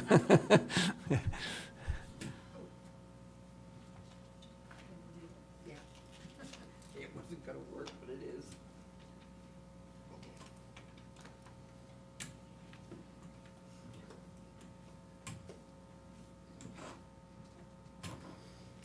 Good evening, everyone. Everybody took what I was going to say right out of my pocket. So all I am going to address, I'm Pat Kaiser. I've lived in Carpinteria since 1955. I'm president of Carpinteria Seniors. My only thing I have to say, which Roz, you've got a great idea. That didn't hit me until all of a sudden I thought, wow, that's interesting. I host from May to December downtown Carpinteria, and most of the time it's on Saturday or Sunday. Now, you've heard everybody else's ideas about what we should do, but I will just kind of let you know it's been really interesting to me this year how many different people who have stopped and said to us, where is your community center in Carpinteria? Now we have paperwork that can verify, but I'll bet you I have talked to anywhere from probably 70 to 90 people each day, and at least half of them have said to me, you don't have a community center in Carpinteria. So we direct them to the library and we direct them to the Carpinteria Museum. But I think, and I know funding is terrible, but there's got to be some way that we can make this happen. I don't know how. Jokingly, back several weeks ago, Donna Jordan and I were sitting at the host program, and somebody walked up and said they were going over to the ice cream store and get an ice cream. And she came back and said, it was $8. And we went, $8 for a scoop of ice cream? She said, yes. Donna looked at me and I looked at Donna and I said, I think we have just found a fundraising project for maybe the community center. We could start selling ice cream cheaper than $8 a cup. So just jokingly, but there's got to be a way. Just has to be a way we can put this together. And hopefully in my lifetime, okay? Thank you. Thank you for your comments. All right. I'm going to think that's the last slip, although we don't really have a slip in our hands. However, maybe we'll get one. So if there's nobody else, we will go to Zoom. All right, Mayor, so we have Emrita Salm. Let's see, Emrita, go ahead. Good evening. As stated in the staff report, quote, currently the city is not in a financial position to provide gap funding for the purchase of the property, nor to fund improvements and ongoing costs related to maintenance and expanded programming, end of quote. Since the city will hopefully be receiving $850,000 from HUD via Salud's office, why not use that money to renovate Carpinteria's Veterans Hall and use that building along with the conference room of the Carp Community Library and all the many facilities in Carp, like the skate park, community pool, parks and beaches, the Carp Arts Center, and the many service organizations and clubs available to provide activities for seniors. Hiring a consultant paid by a nonprofit may be an excellent idea and would give the council more time to think about options and how to best proceed if they are so bent on having a community center. Please consider not only the pluses, but the negatives, including deficit spending, as you proceed forward. Realistically, the city has managed quite well without a community center, and there are many opportunities for youth and teens, including the Boys and Girls Club, Girls Inc., CUSD, Carp Skate Park, Carp Community Pool, Carp Children's Project, Carp Arts Center, the Alcazar Theater, that have for decades provided opportunities and experiences that have expanded the horizons of our youth and community. The City Council is responsible for the financial health of our city, and a community center will place major funding requirements now and in the future with expanded programming and personnel. Thank you. Thank you. Anybody else on Zoom? Mayor, that concludes, oh, sorry, we have one more. We have somebody else on Zoom that we're doing at the moment. And you just spoke, but you have something to add? Okay. Well, we'll do the Zoom. All right, so we have Susan Bredhoff. Susan, go ahead. I was just listening to the last speaker, and I thought all the things that she has talked about that we have are things that Carpinteria has invested in. And I am sure that when they made that investment, there wasn't enough money. Yes. And it came together to happen because there was an energy and a need. And so we do have a skate park, and we do have a dog run, and we do have the art center, and we do have the pool and the library. So we have all these things because the community decided it was important. I also have a question, which is, how long do we have to be able to purchase the Rite Aid property? Because if we're talking about years, then my thought is it's going to slip away and there won't be any community center at Rite Aid. Thank you. Thank you for your comments. All right, Mayor, that concludes Zoom comment. Okay, if you have one last thought. I'll keep it short. Okay. My name's Sandy Evans. I've been involved with organizing the seniors this last year, and I'm Vice President of Seniors, Inc. right now. And this trying to get a senior center has been going on for a long time. And this is the first time that the group has stepped up and got some scheduling and classes and fun activities and social activities going.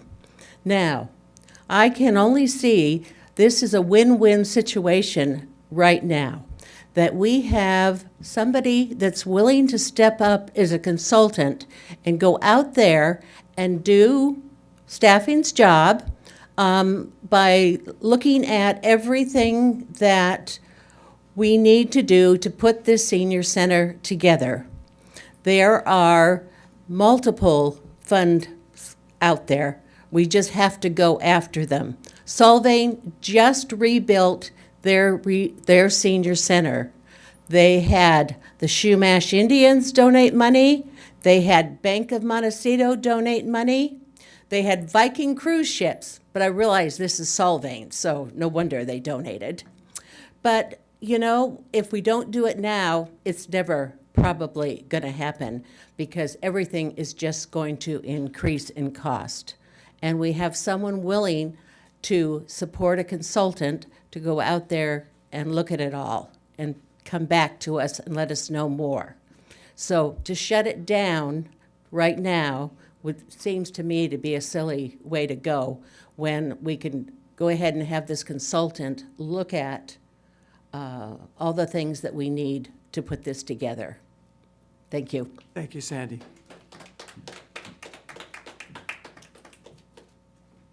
All right, if there's no one else, we're going to close the public comment period and bring it back to the city council.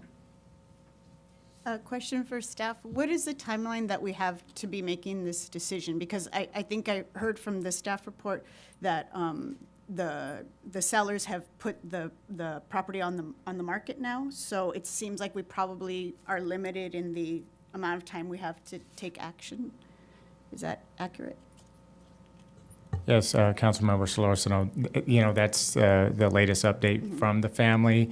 I believe there's a representative here, but I don't know that they would be in a position right now where they'd want to speak on behalf of the whole family. This is a conversation that I could have afterwards about what the options are. Now that it's with the broker, I don't know what opportunities we would have to relook at an option with a different purpose or those sorts of things. I would have to find that out and bring that back to your council. Because it seems like that's a major change in the status from when we've heard it a month ago, right? Where it seemed like there was more flexibility of a timeline potentially to try to be looking for funding and putting together funding. Yeah, when we've, Councilmember Solorzano, when we came the first time, again,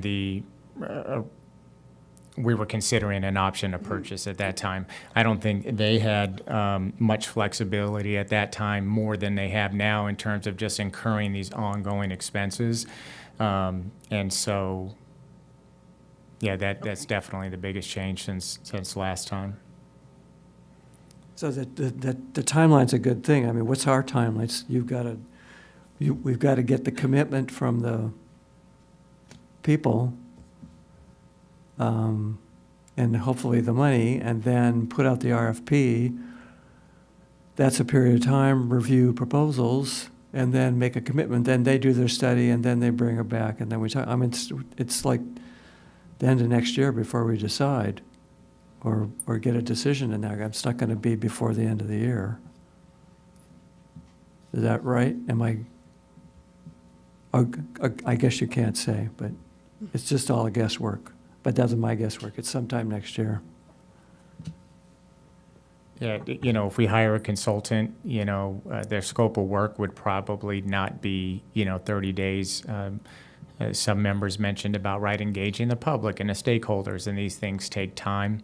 You know, I imagine that whatever their scope of work is, it would be, 3 to 6 months, which, another commenter mentioned about, some of the comments I made leading towards a much longer term, project, which depending on the decisions that we make and the way we decide to go, right, there's a whole range of possibilities because there are so many options that were presented this evening, and each of them have their own individual timelines.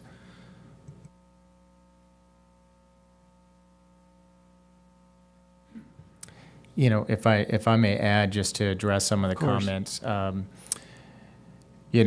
I know we talked about the city's budget position and spending money that we don't have. Two of the points that I made during the first presentation was that one, the foundations are aware now. They were actually watching the meeting last time of council's position of, the difficulty in being able to pay for not only the building, but the improvements and ongoing expenses. They're aware of that, and they're still, willing to contribute the funds that they are. So they are aware of that idea that we would not move forward without being able to cover those expenses. So that's just, something to keep in mind. They know that that would not happen without that. There's nobody that's asking the council, I think, to take the next step and put us right in that sort of financial place. So they're aiming higher. Now, I will also say that the foundations have not necessarily stated a commitment to a specific location or timeline either. So that's, each side of it there. And then also, regarding the funds and other priorities, these funds that could be donated, that the foundations are interested in contributing, that the money came in for the federal grant is specific for this project. These funds wouldn't, the funds that are on their way and the funds that could potentially would only come because of this project. I mean, I'm sure, of course, we could start other fundraising campaigns for the ideas that were mentioned about the library. But the $850,000 from the federal government, assuming that HUD is not willing to allow that to be changed, it is, right, at this point earmarked for this specific project. I don't want it to make it seem like these funds would be taking away from, some other project or capital improvement project. Now, in terms of staff time, right, that's another thing, and that's why the consultant will make that minimal.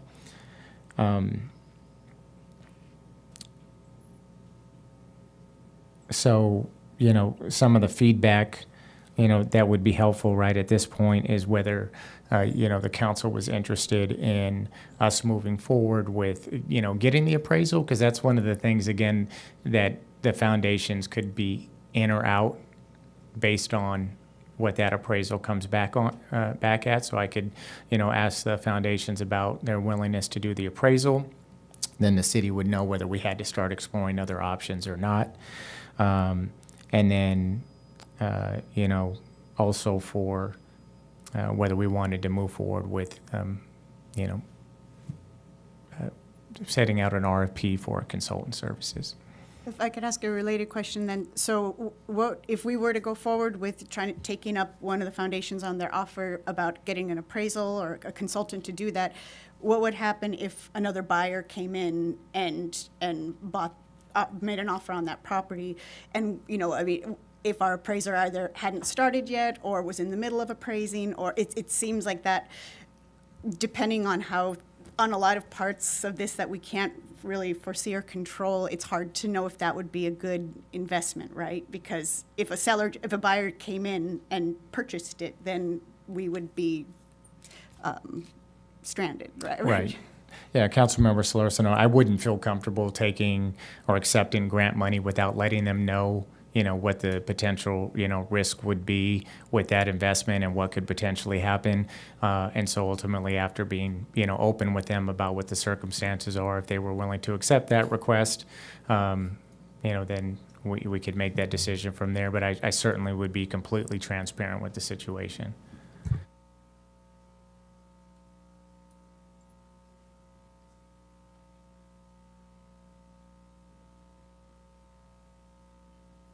Sure. Thank you. Say something. Thank you. Got pretty quiet in here. I hope everybody didn't fall asleep on me. Looking at the situation we have currently, and by the way, thank you very much. Public comment was exceptional. Mike Wondolowski brought up good points. City-wise, we don't have the finances currently to run this. Our financial state right now is on a shoestring, literally.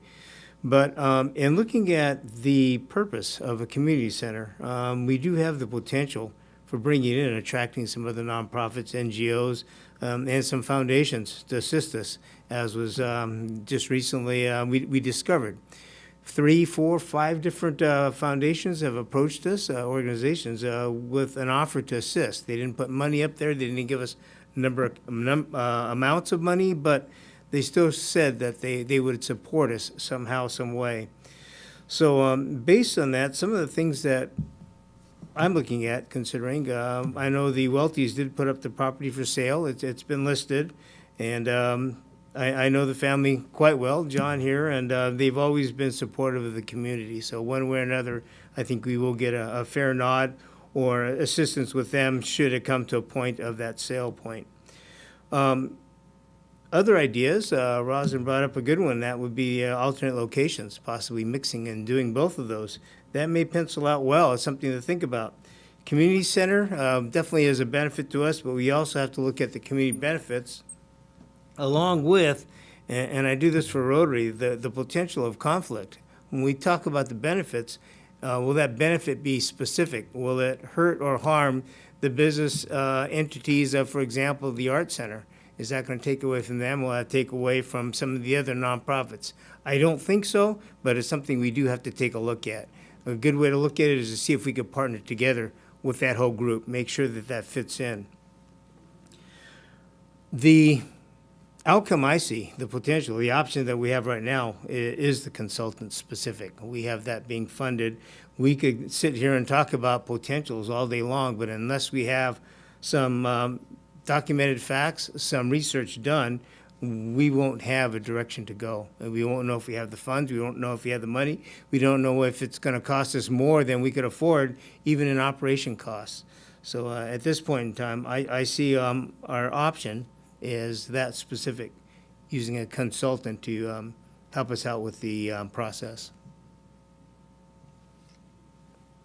And so that would be with the understanding that if the property were purchased while the consultant was doing their work, then that just, we kind of gave it our best shot, but that That would at be point- primary. What we could do is that the consultant will definitely have to be aware of this also. We would have a plan B, a plan C, we had plan D. We would have different options going forward at that time, whether you use the 850 or not. The consultant would give us the viability of what it would take to have a community center. Right. And I'm just thinking ahead of like I think our city manager had mentioned what the timeline of even getting a consultant would be, because it sounds like there's a lot of different steps that still have to happen. That is correct. And so just if we're looking 3, 6 months, however many months down the line, just making sure the public also is aware that like. And we can't obligate the wealthy family either to Exactly, hold that right, property. right. So we have to be aware of that, and we have to be, Exactly. willing to accept what Yeah. the outcomes are with that consultant. Well, you said we're operating on a string. We actually had to make that string with smoke and mirrors. But, Maybe only a pedestrian path on the bridge. The only thing the city at this point has to offer is that $850,000. So we have to know for sure we have it, because we're not at that point yet. Just been recommended. So once we have it, that doesn't necessarily have to be our starting point. We could start now, but it might disappear if we don't have the $850,000. If that's the case, then it would be all on the fundraising to provide. The city would be providing nothing, as far as our finances now are now. I mean, we're spending all the money we have. That's what it is right now. I mean, that's the income is barely meeting the expenses. So, I think the consultant option would be good, but again, it's another thing that we don't have money for this. It all has to come from somebody else. That's where the city's at. I'm happy to find out more about this. Use a consultant to do that. What are your options? Obviously, there's a lot of money in this community. Can we funnel it this way? Maybe so, but I don't know. Well, I agree with, because consulting is the best path forward. As long as we don't give up and you continue this conversation as a priority, that there could be other opportunities, properties that do come up. So let's work with the foundations. Let's make sure that we do not use city funds and get donations from the community and as many people as possible to make this happen. Because like a lot of people said, we want this, right? We all want it, but we need to be smart and come up with a comprehensive plan, like so many people said, and play this right way. So, I'm willing to work hard and make this happen. Well, and for 2 months. Longer and longer. Well, and I really appreciate all the people that came out and talked about this today. Like, this truly is a community issue, and I think one thing that has been great about having these discussions is it's shown that the community is interested in a community center. And if it can be at the Rite Aid location, that would be wonderful, but it sounds like from the people that I've talked to, even just before this meeting, residents, they want a community center somewhere, even if it's not there. And I think it's important to remember that, you know, when we first went into this, we made the request for the federal funding for 5 million, right? We got 850,000. So I think we went into this with a little bit more optimism based on the plan that we had now, and we're kind of scrambling now to see what we can put together. And I appreciate the city staff for going out and finding these different options with foundations. I like, you know, what Councilmember Nomura was saying. You know, if we go with the consultant option that's financed by one of the foundations, with the knowledge that the timelines might not match up if somebody else, another buyer, were to come in and purchase that building while we're in the process of doing the appraisal or of trying to get money together. I mean, I think that if everybody feels comfortable with that, I would feel comfortable with that option, because then the city's not putting out money or resources that we don't have for this. But hopefully we will get more information from the consulting process. Would the consultant also be looking at other possible locations? I mean, at this point, it just seems like we'd be trying to go for some money to build a community center somewhere. I mean, the Welty thing is not for sure, because he might sell it to somebody else before we get to it, or the appraisal might not work out. But it seems like if we have the goal of raising money for a community center, and you know, hopefully the Welty's is the number one choice, but you know, that might not work out. But just that's concept of the community center, Mm-hmm. you know. Yes, Mayor, council members, so that was to be the distinctions between the consultant and the appraisal. So of course, the appraisal of the building, if the building sells, that's a loss, right? The consultant would come in and explore all options, including how we would spend the $850,000 if the building wasn't available. So I still think there's value in that regardless. I was looking into the crowd, and John was blocked, and so I didn't realize he was here. I don't mean to put him on the spot, but I think for us not to at least give him an opportunity to say something if he wanted to. I don't mean to put you on. You could just say no.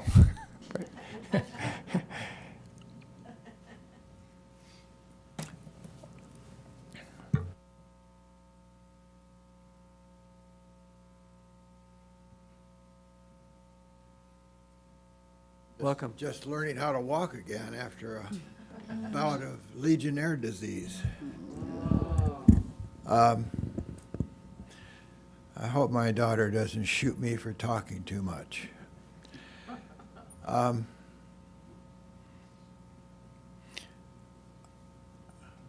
of the options that hasn't been talked about here is an option that I've shared with numerous of you. And that is, well, let me start by saying, I understand finances, Mr. Mayor. I understand it quite well. And you don't have any money. I've tried to do everything through our trust to address that. And one of those ways that we've looked at would be the opportunity of taking your $800,000 and recognizing that you could purchase the property with $800,000 down, and we would carry the balance of the loan at 4% and give you a short-term call at 5 years down the road or something like that, and allow you to pay on a 40-year amortization and to turn around and have the first 3 years interest only. That's about as bare bones as you can get, and recognize that we really wanted a community center here. As far as parking goes, everybody talks about parking. Well, you've got some ability to park over in the shopping center area there at Smart and Finals, and I believe you have a legal right to park there. You'd have to check that out. Furthermore, the unit has 15 parking places, have parking places in front, have parking places in the street in front, and the side and around, and it's right next to the Arts Center. Give me a break, will you, just a minute, and recognize what better opportunity would you have than this as a community center? And all this baloney you're talking about, well, we're going to wait for here, we're going to wait for that.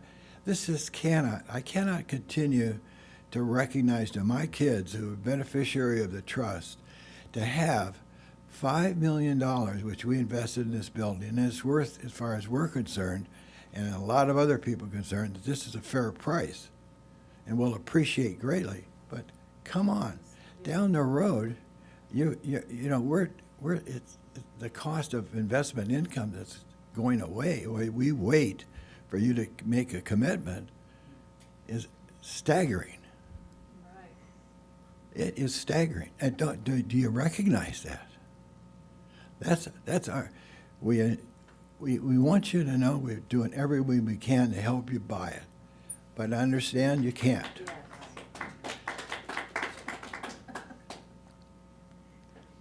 Going forward, we have expenses on the building. We can modify them somewhat, but we would require you to stick your neck out. We're sticking our neck out as a family. You're sticking out your neck out no way as a community council to get this done for the first time in what, 30 years? They've been trying to get a community center here. So I hope I haven't said anything that's offensive.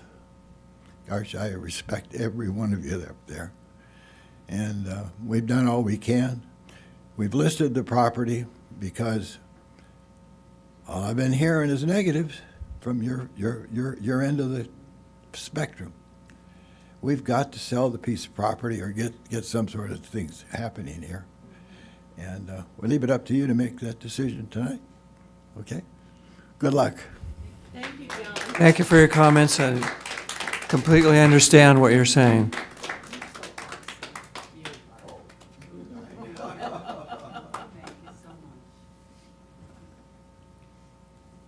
If I may make a few comments? Yes, please. Well, I appreciate all the public comment. I appreciate Mr. Welty and his recent comments. It's clear that the Welty family has their heart in Carpinteria and would love to, I think we all would like to see a community center.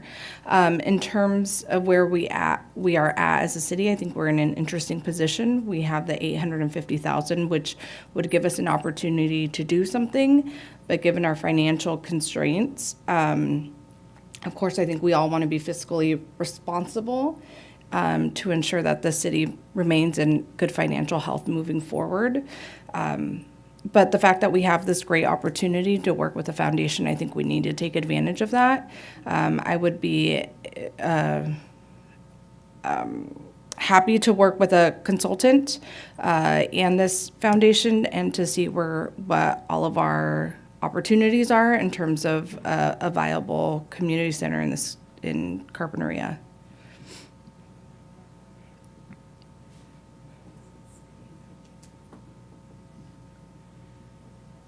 I guess that makes all of us. All right, so before I make a motion, I just want to say, John, thank you, and thank you to you and your family for what you've done. But this is a very difficult conversation, and it's clear that we have to be fiscally responsible in our part and make sure that our council and our city is able to provide all the services that we can. So I move to receive and file the staff report and direct staff to work with foundation to work and hire a consultant and come back on a future date for a report on a community center. I'll second. And if I could, there was another earlier discussion on whether I would approach the foundation about their interest in doing an appraisal, which would find out. Yes. We would Yeah, like to that's amend part to of it. add. That's part of Modify it. that. Yes. Yeah. And Modify my second. And then what's,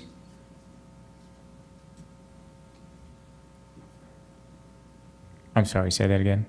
so what's the next step with us after this? Say we approve what we all said we wanted. Right, Mayor, there's no required action tonight. I was just looking for feedback on direction. I'm able to. Okay, so but then what's the next step? I mean, if we say we're on receive and file, but we want you to proceed with finding out about the consultant, what happens after that? I would submit the request, which I actually have already submitted. I would have to pull it back if we didn't. That was at the request of the foundation. but I could, adjust it. It didn't currently include the appraisal, so I would adjust it to include the appraisal and the consultant, and so that's already in motion.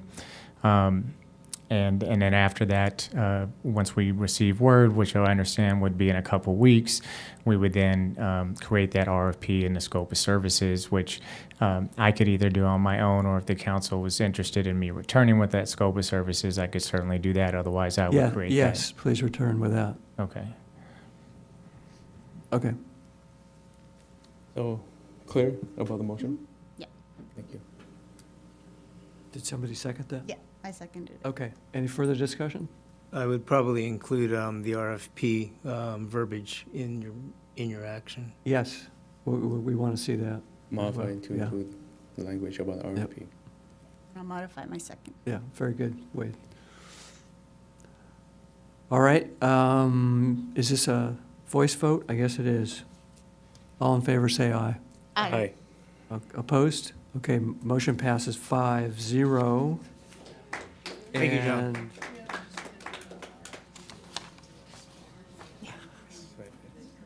And we're on item number 11, receive and file a report on the considerations, benefits, and drawbacks and process required to transition from a general law city to a charter city, and provide direction to staff on the next steps. And this is what Nick was waiting around for all night.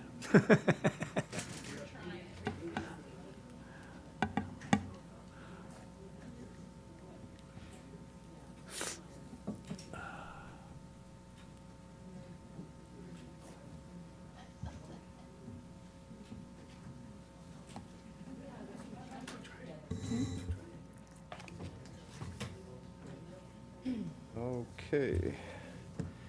Mayor Clark and council members, as the mayor just noted, this item is an informational item on considerations and process required to transition from a general law city to a charter city.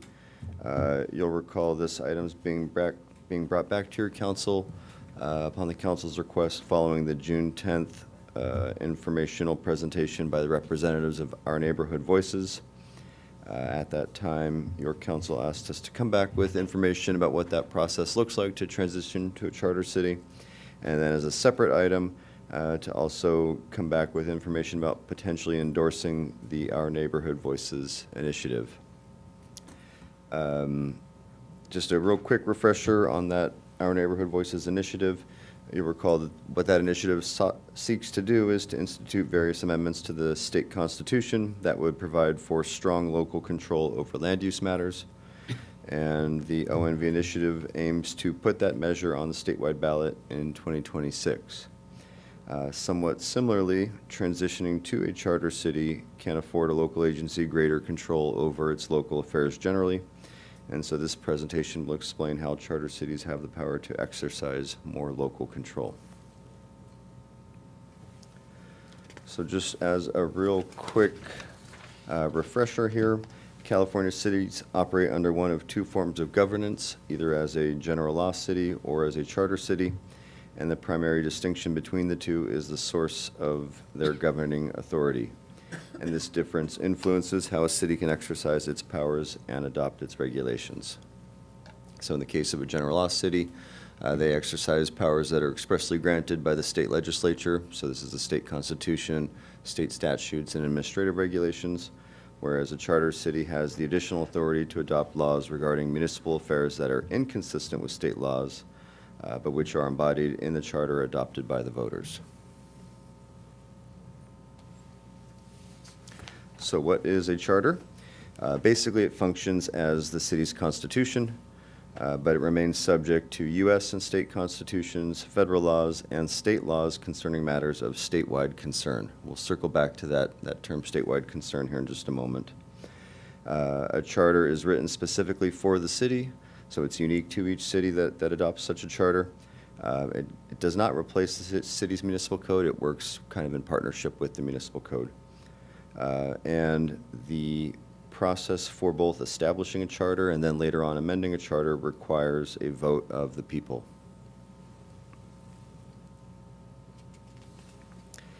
So So in California, 80% of the cities in the state are general law cities, including the city of Carpinteria.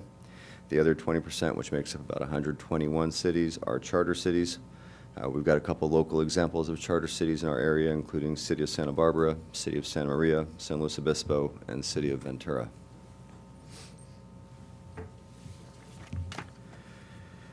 So charter cities operate under what's called Home Rule Authority. This is a provision in the state constitution that permits charter cities, permits cities to adopt a charter that replaces state laws in areas related to municipal affairs, subject only to limitations within the charter. And at all times, a charter city must still continue to abide by federal and state constitutions and state laws related to matters of statewide concern.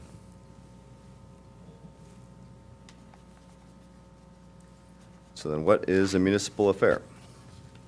It's a good question. It's undefined in state statutes, and it's something that is influenced over time by case law. So it is fluid, and it changes with different court cases as time goes on. That being said, the state constitution carves out at least 4 non-exclusive categories of municipal affairs. Those include regulation of a city's police force, sub-government in all or part of a city, the conduct of city elections, and the manner in which municipal officers are elected. Through actions of the courts, there's been additional determinations of certain topics that qualify as municipal affairs, or that typically qualify as topics of municipal affairs, over which charter cities can retain authority. However, recently, particularly in the area of land use and zoning, the state has decided to begin exercising greater control over what had traditionally been municipal affairs.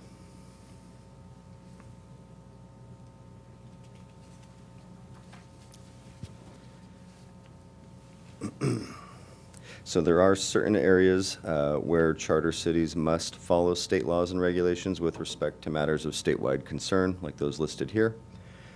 These are the types of areas where charter cities do not have authority to deviate from state law in their charter. The concept of what constitutes a matter of statewide concern is also not static, and it's been expanded in recent years, again, particularly in the area of land use and housing.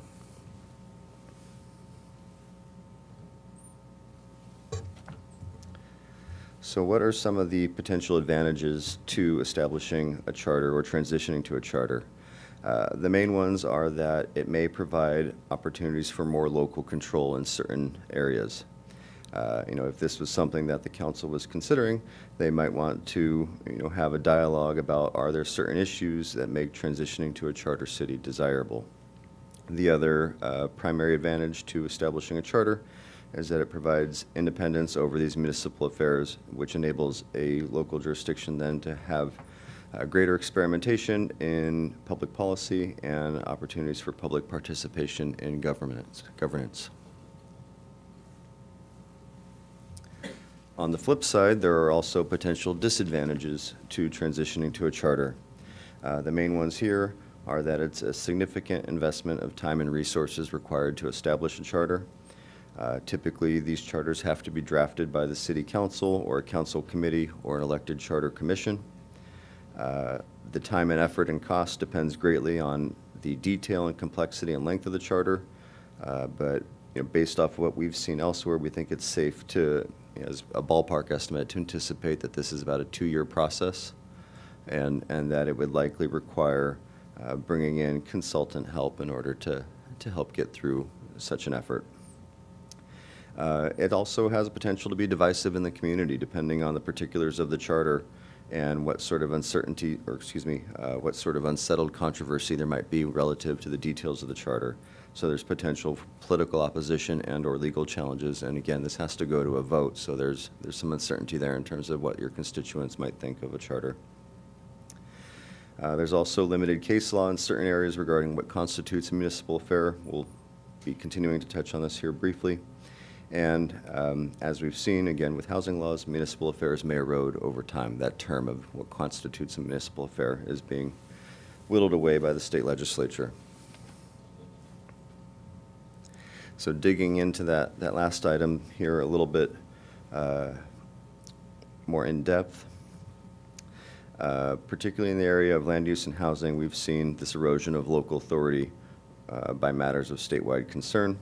There's a number of examples in this presentation here, including on this slide, of state housing laws that apply equally to general law and charter cities, despite that historic exclusion of land use and zoning as a municipal affair. So a couple of examples here is the Housing Accountability Act, Senate Bill 35 and the coastal version of it, which is Senate Bill 423, Housing Element Law, the Housing Crisis Act, and ADU law.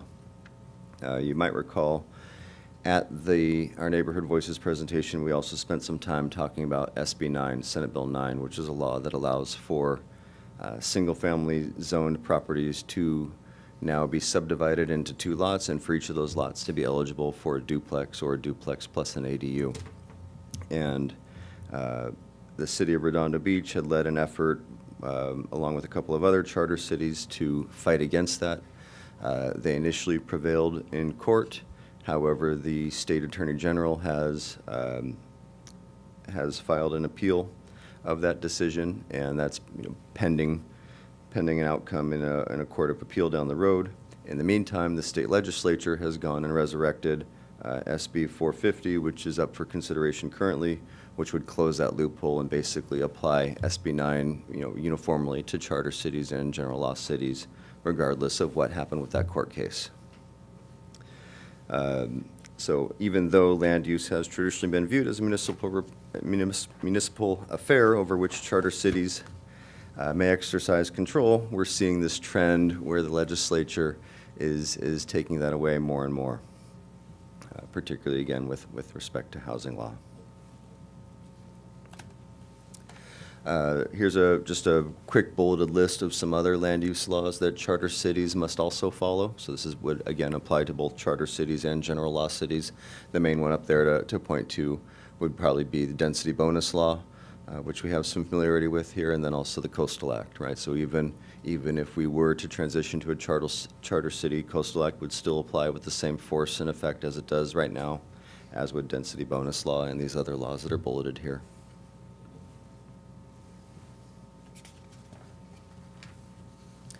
So in the event that your council decided they did want to explore transitioning to a charter, we've got a couple slides here just to talk about what that process looks like. So in terms of the development of the charter itself, this is something that can be prepared by the council or by an elected commission. If the council decided to prepare the charter themselves, they could do it as a council, or they could have an appointed committee composed of council members, members of the public, or a combination of the two. In such a scenario, the council would then review the committee's recommendations and decide whether to place the charter on a future ballot. And then in terms of what that actual process looks like, once the council or the charter commission has completed a draft charter, they would need to hold at least 2 public hearings on that draft charter before it could be placed on the ballot. There's some procedural steps here of when those hearings need to occur relative to getting the item on a ballot. And then it would ultimately be put to a vote of the people. Likewise, any amendments down the road, if a charter were adopted, also need to go back to the voters. So it becomes kind of an intensive process to maintain and amend this charter over time. So that's a real high-level overview of kind of the pros and cons, benefits and drawbacks of transitioning to a charter city form of governance, as well as just a real high-level summary of the procedural process. The staff report digs into more detail. I'm sure Jen is dying to answer any questions you might have if you want to dig deeper into it and really get into the weeds. And so finally, I'd just leave it with options for your next steps, which would either be to receive and file or provide direction to staff on how you'd like us to proceed from here. And I will leave it there unless you have any questions for me. Yeah, so it seems, depending on, based on the public comment we've received about the charter city idea, it's a concept, it seems like folks would be interested in using that as kind of a tool to push back specifically on housing, state housing law. And so it sounds like, and this would be a question for city attorney, I mean, what are the trends looking like in terms of whether that is a viable option? Is it something where, beyond the one example of the Redondo Beach case that then is now under appeal, and now the loophole's being closed by the state legislature, are there any other signs that being a charter city affords cities more control to push back on housing law? Great question, Councilmember Solorzano, through the mayor. No, I don't think that, unfortunately, converting to a charter city isn't a silver bullet. So in addition to the state legislature and also the state in general, right, appealing the decision in the SB 9 case, when you actually read that case, it was based on a very, very kind of specific issue and language. And so those two, you know, the state as well as the state legislature going through the courts and by making new statute are closing those loopholes and continuing to erode the definition of or what type of municipal, what type of authority charter cities have over municipal affairs in regards to land use and zoning. It doesn't look like this isn't going to be that silver bullet. There was only this one example with SB 9 that we had.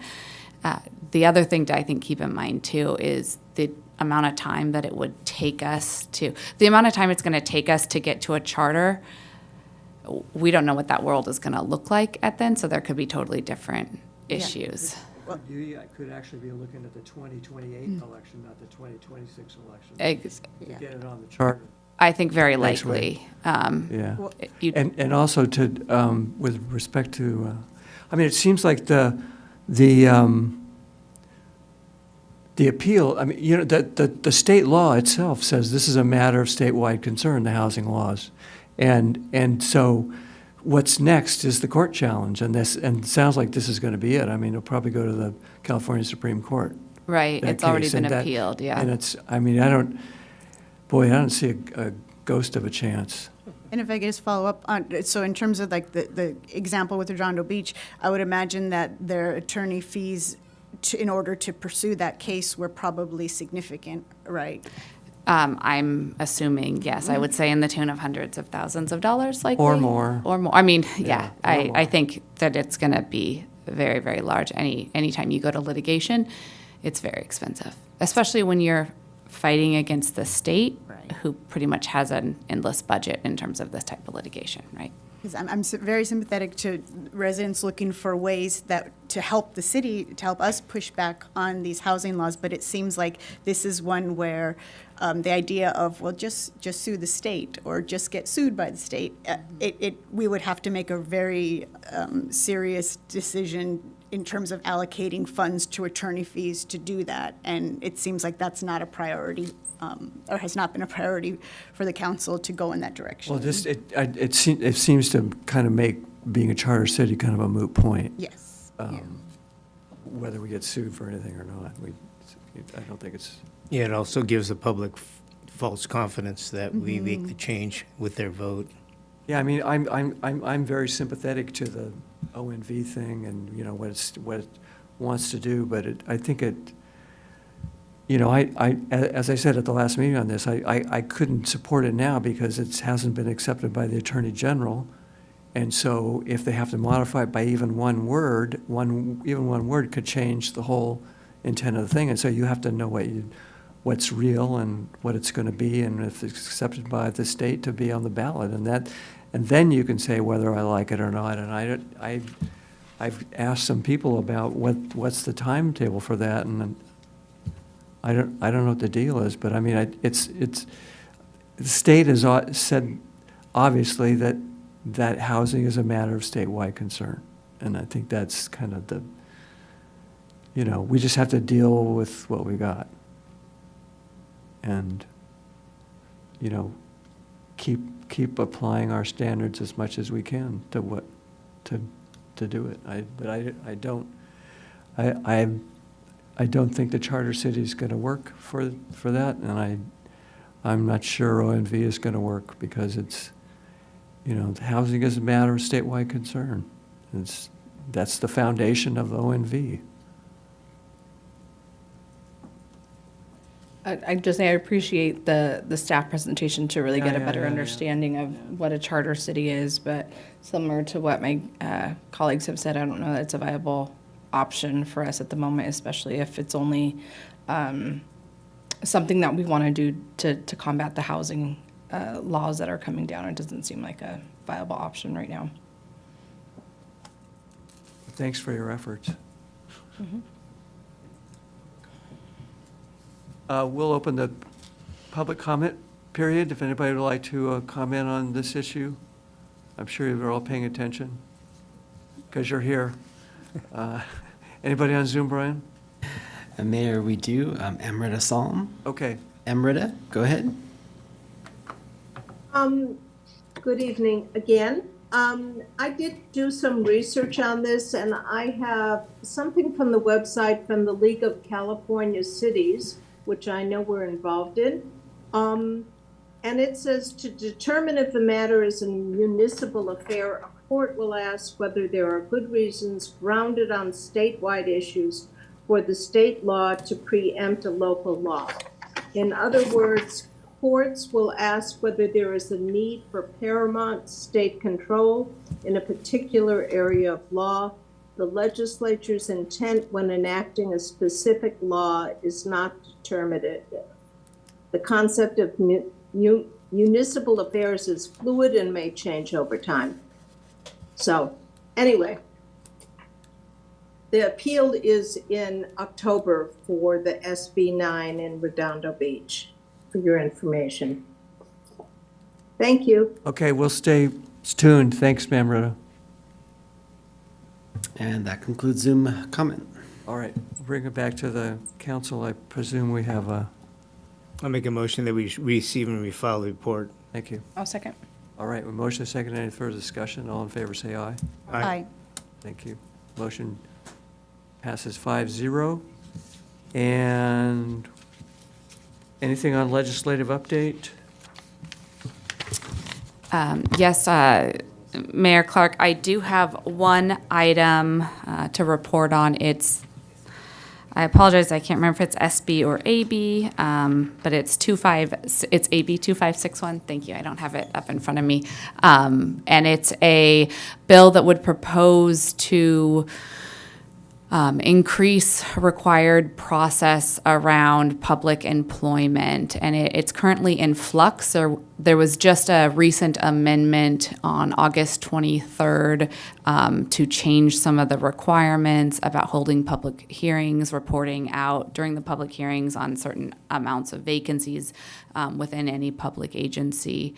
And so I would recommend that we hold this bill, not make any hold making any decision on taking a position on this bill until it is clarified a bit further. I'd also like to add that the previous version of the bill, LOCC, was against, but they haven't come out either in favor or against this most recent version, probably because it's so recent. So we can report back on that the next meeting if there's any updates. Great.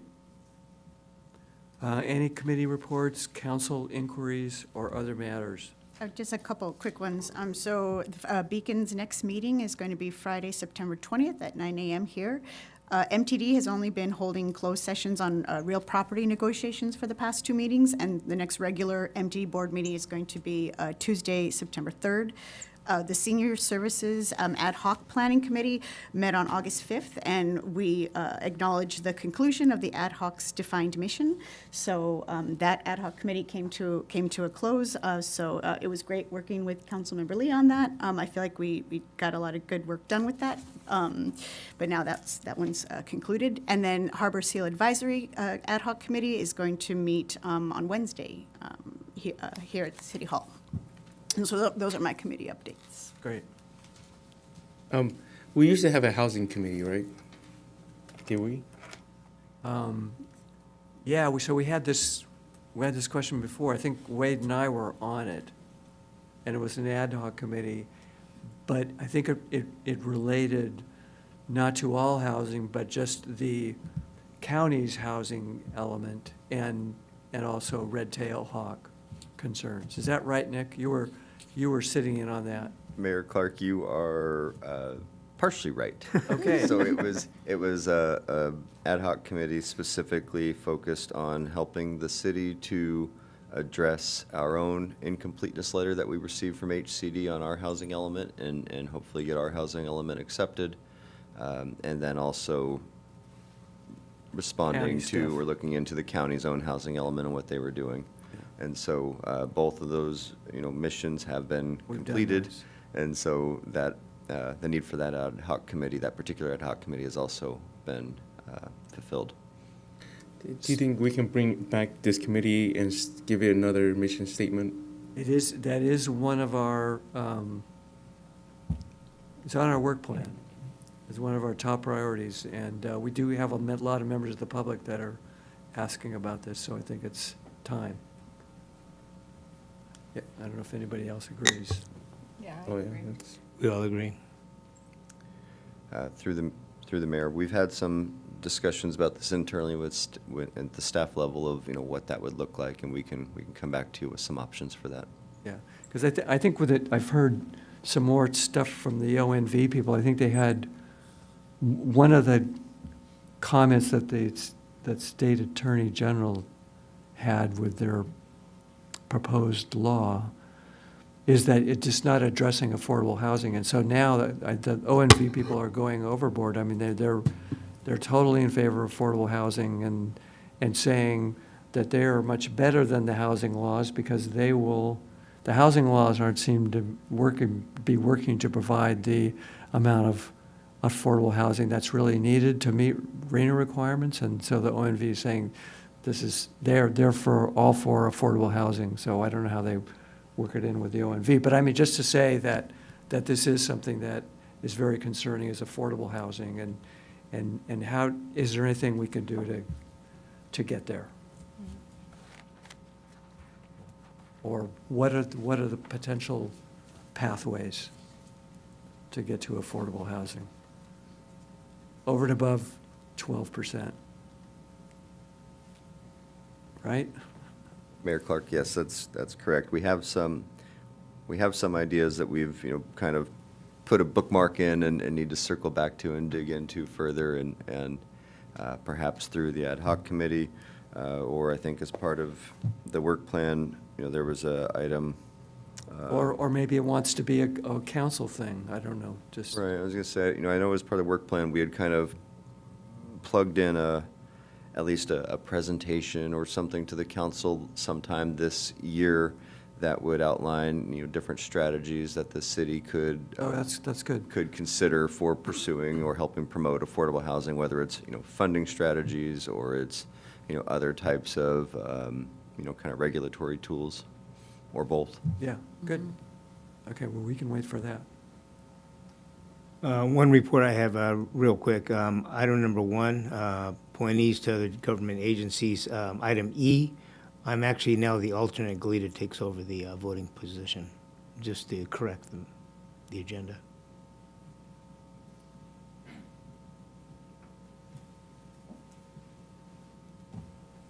Okay.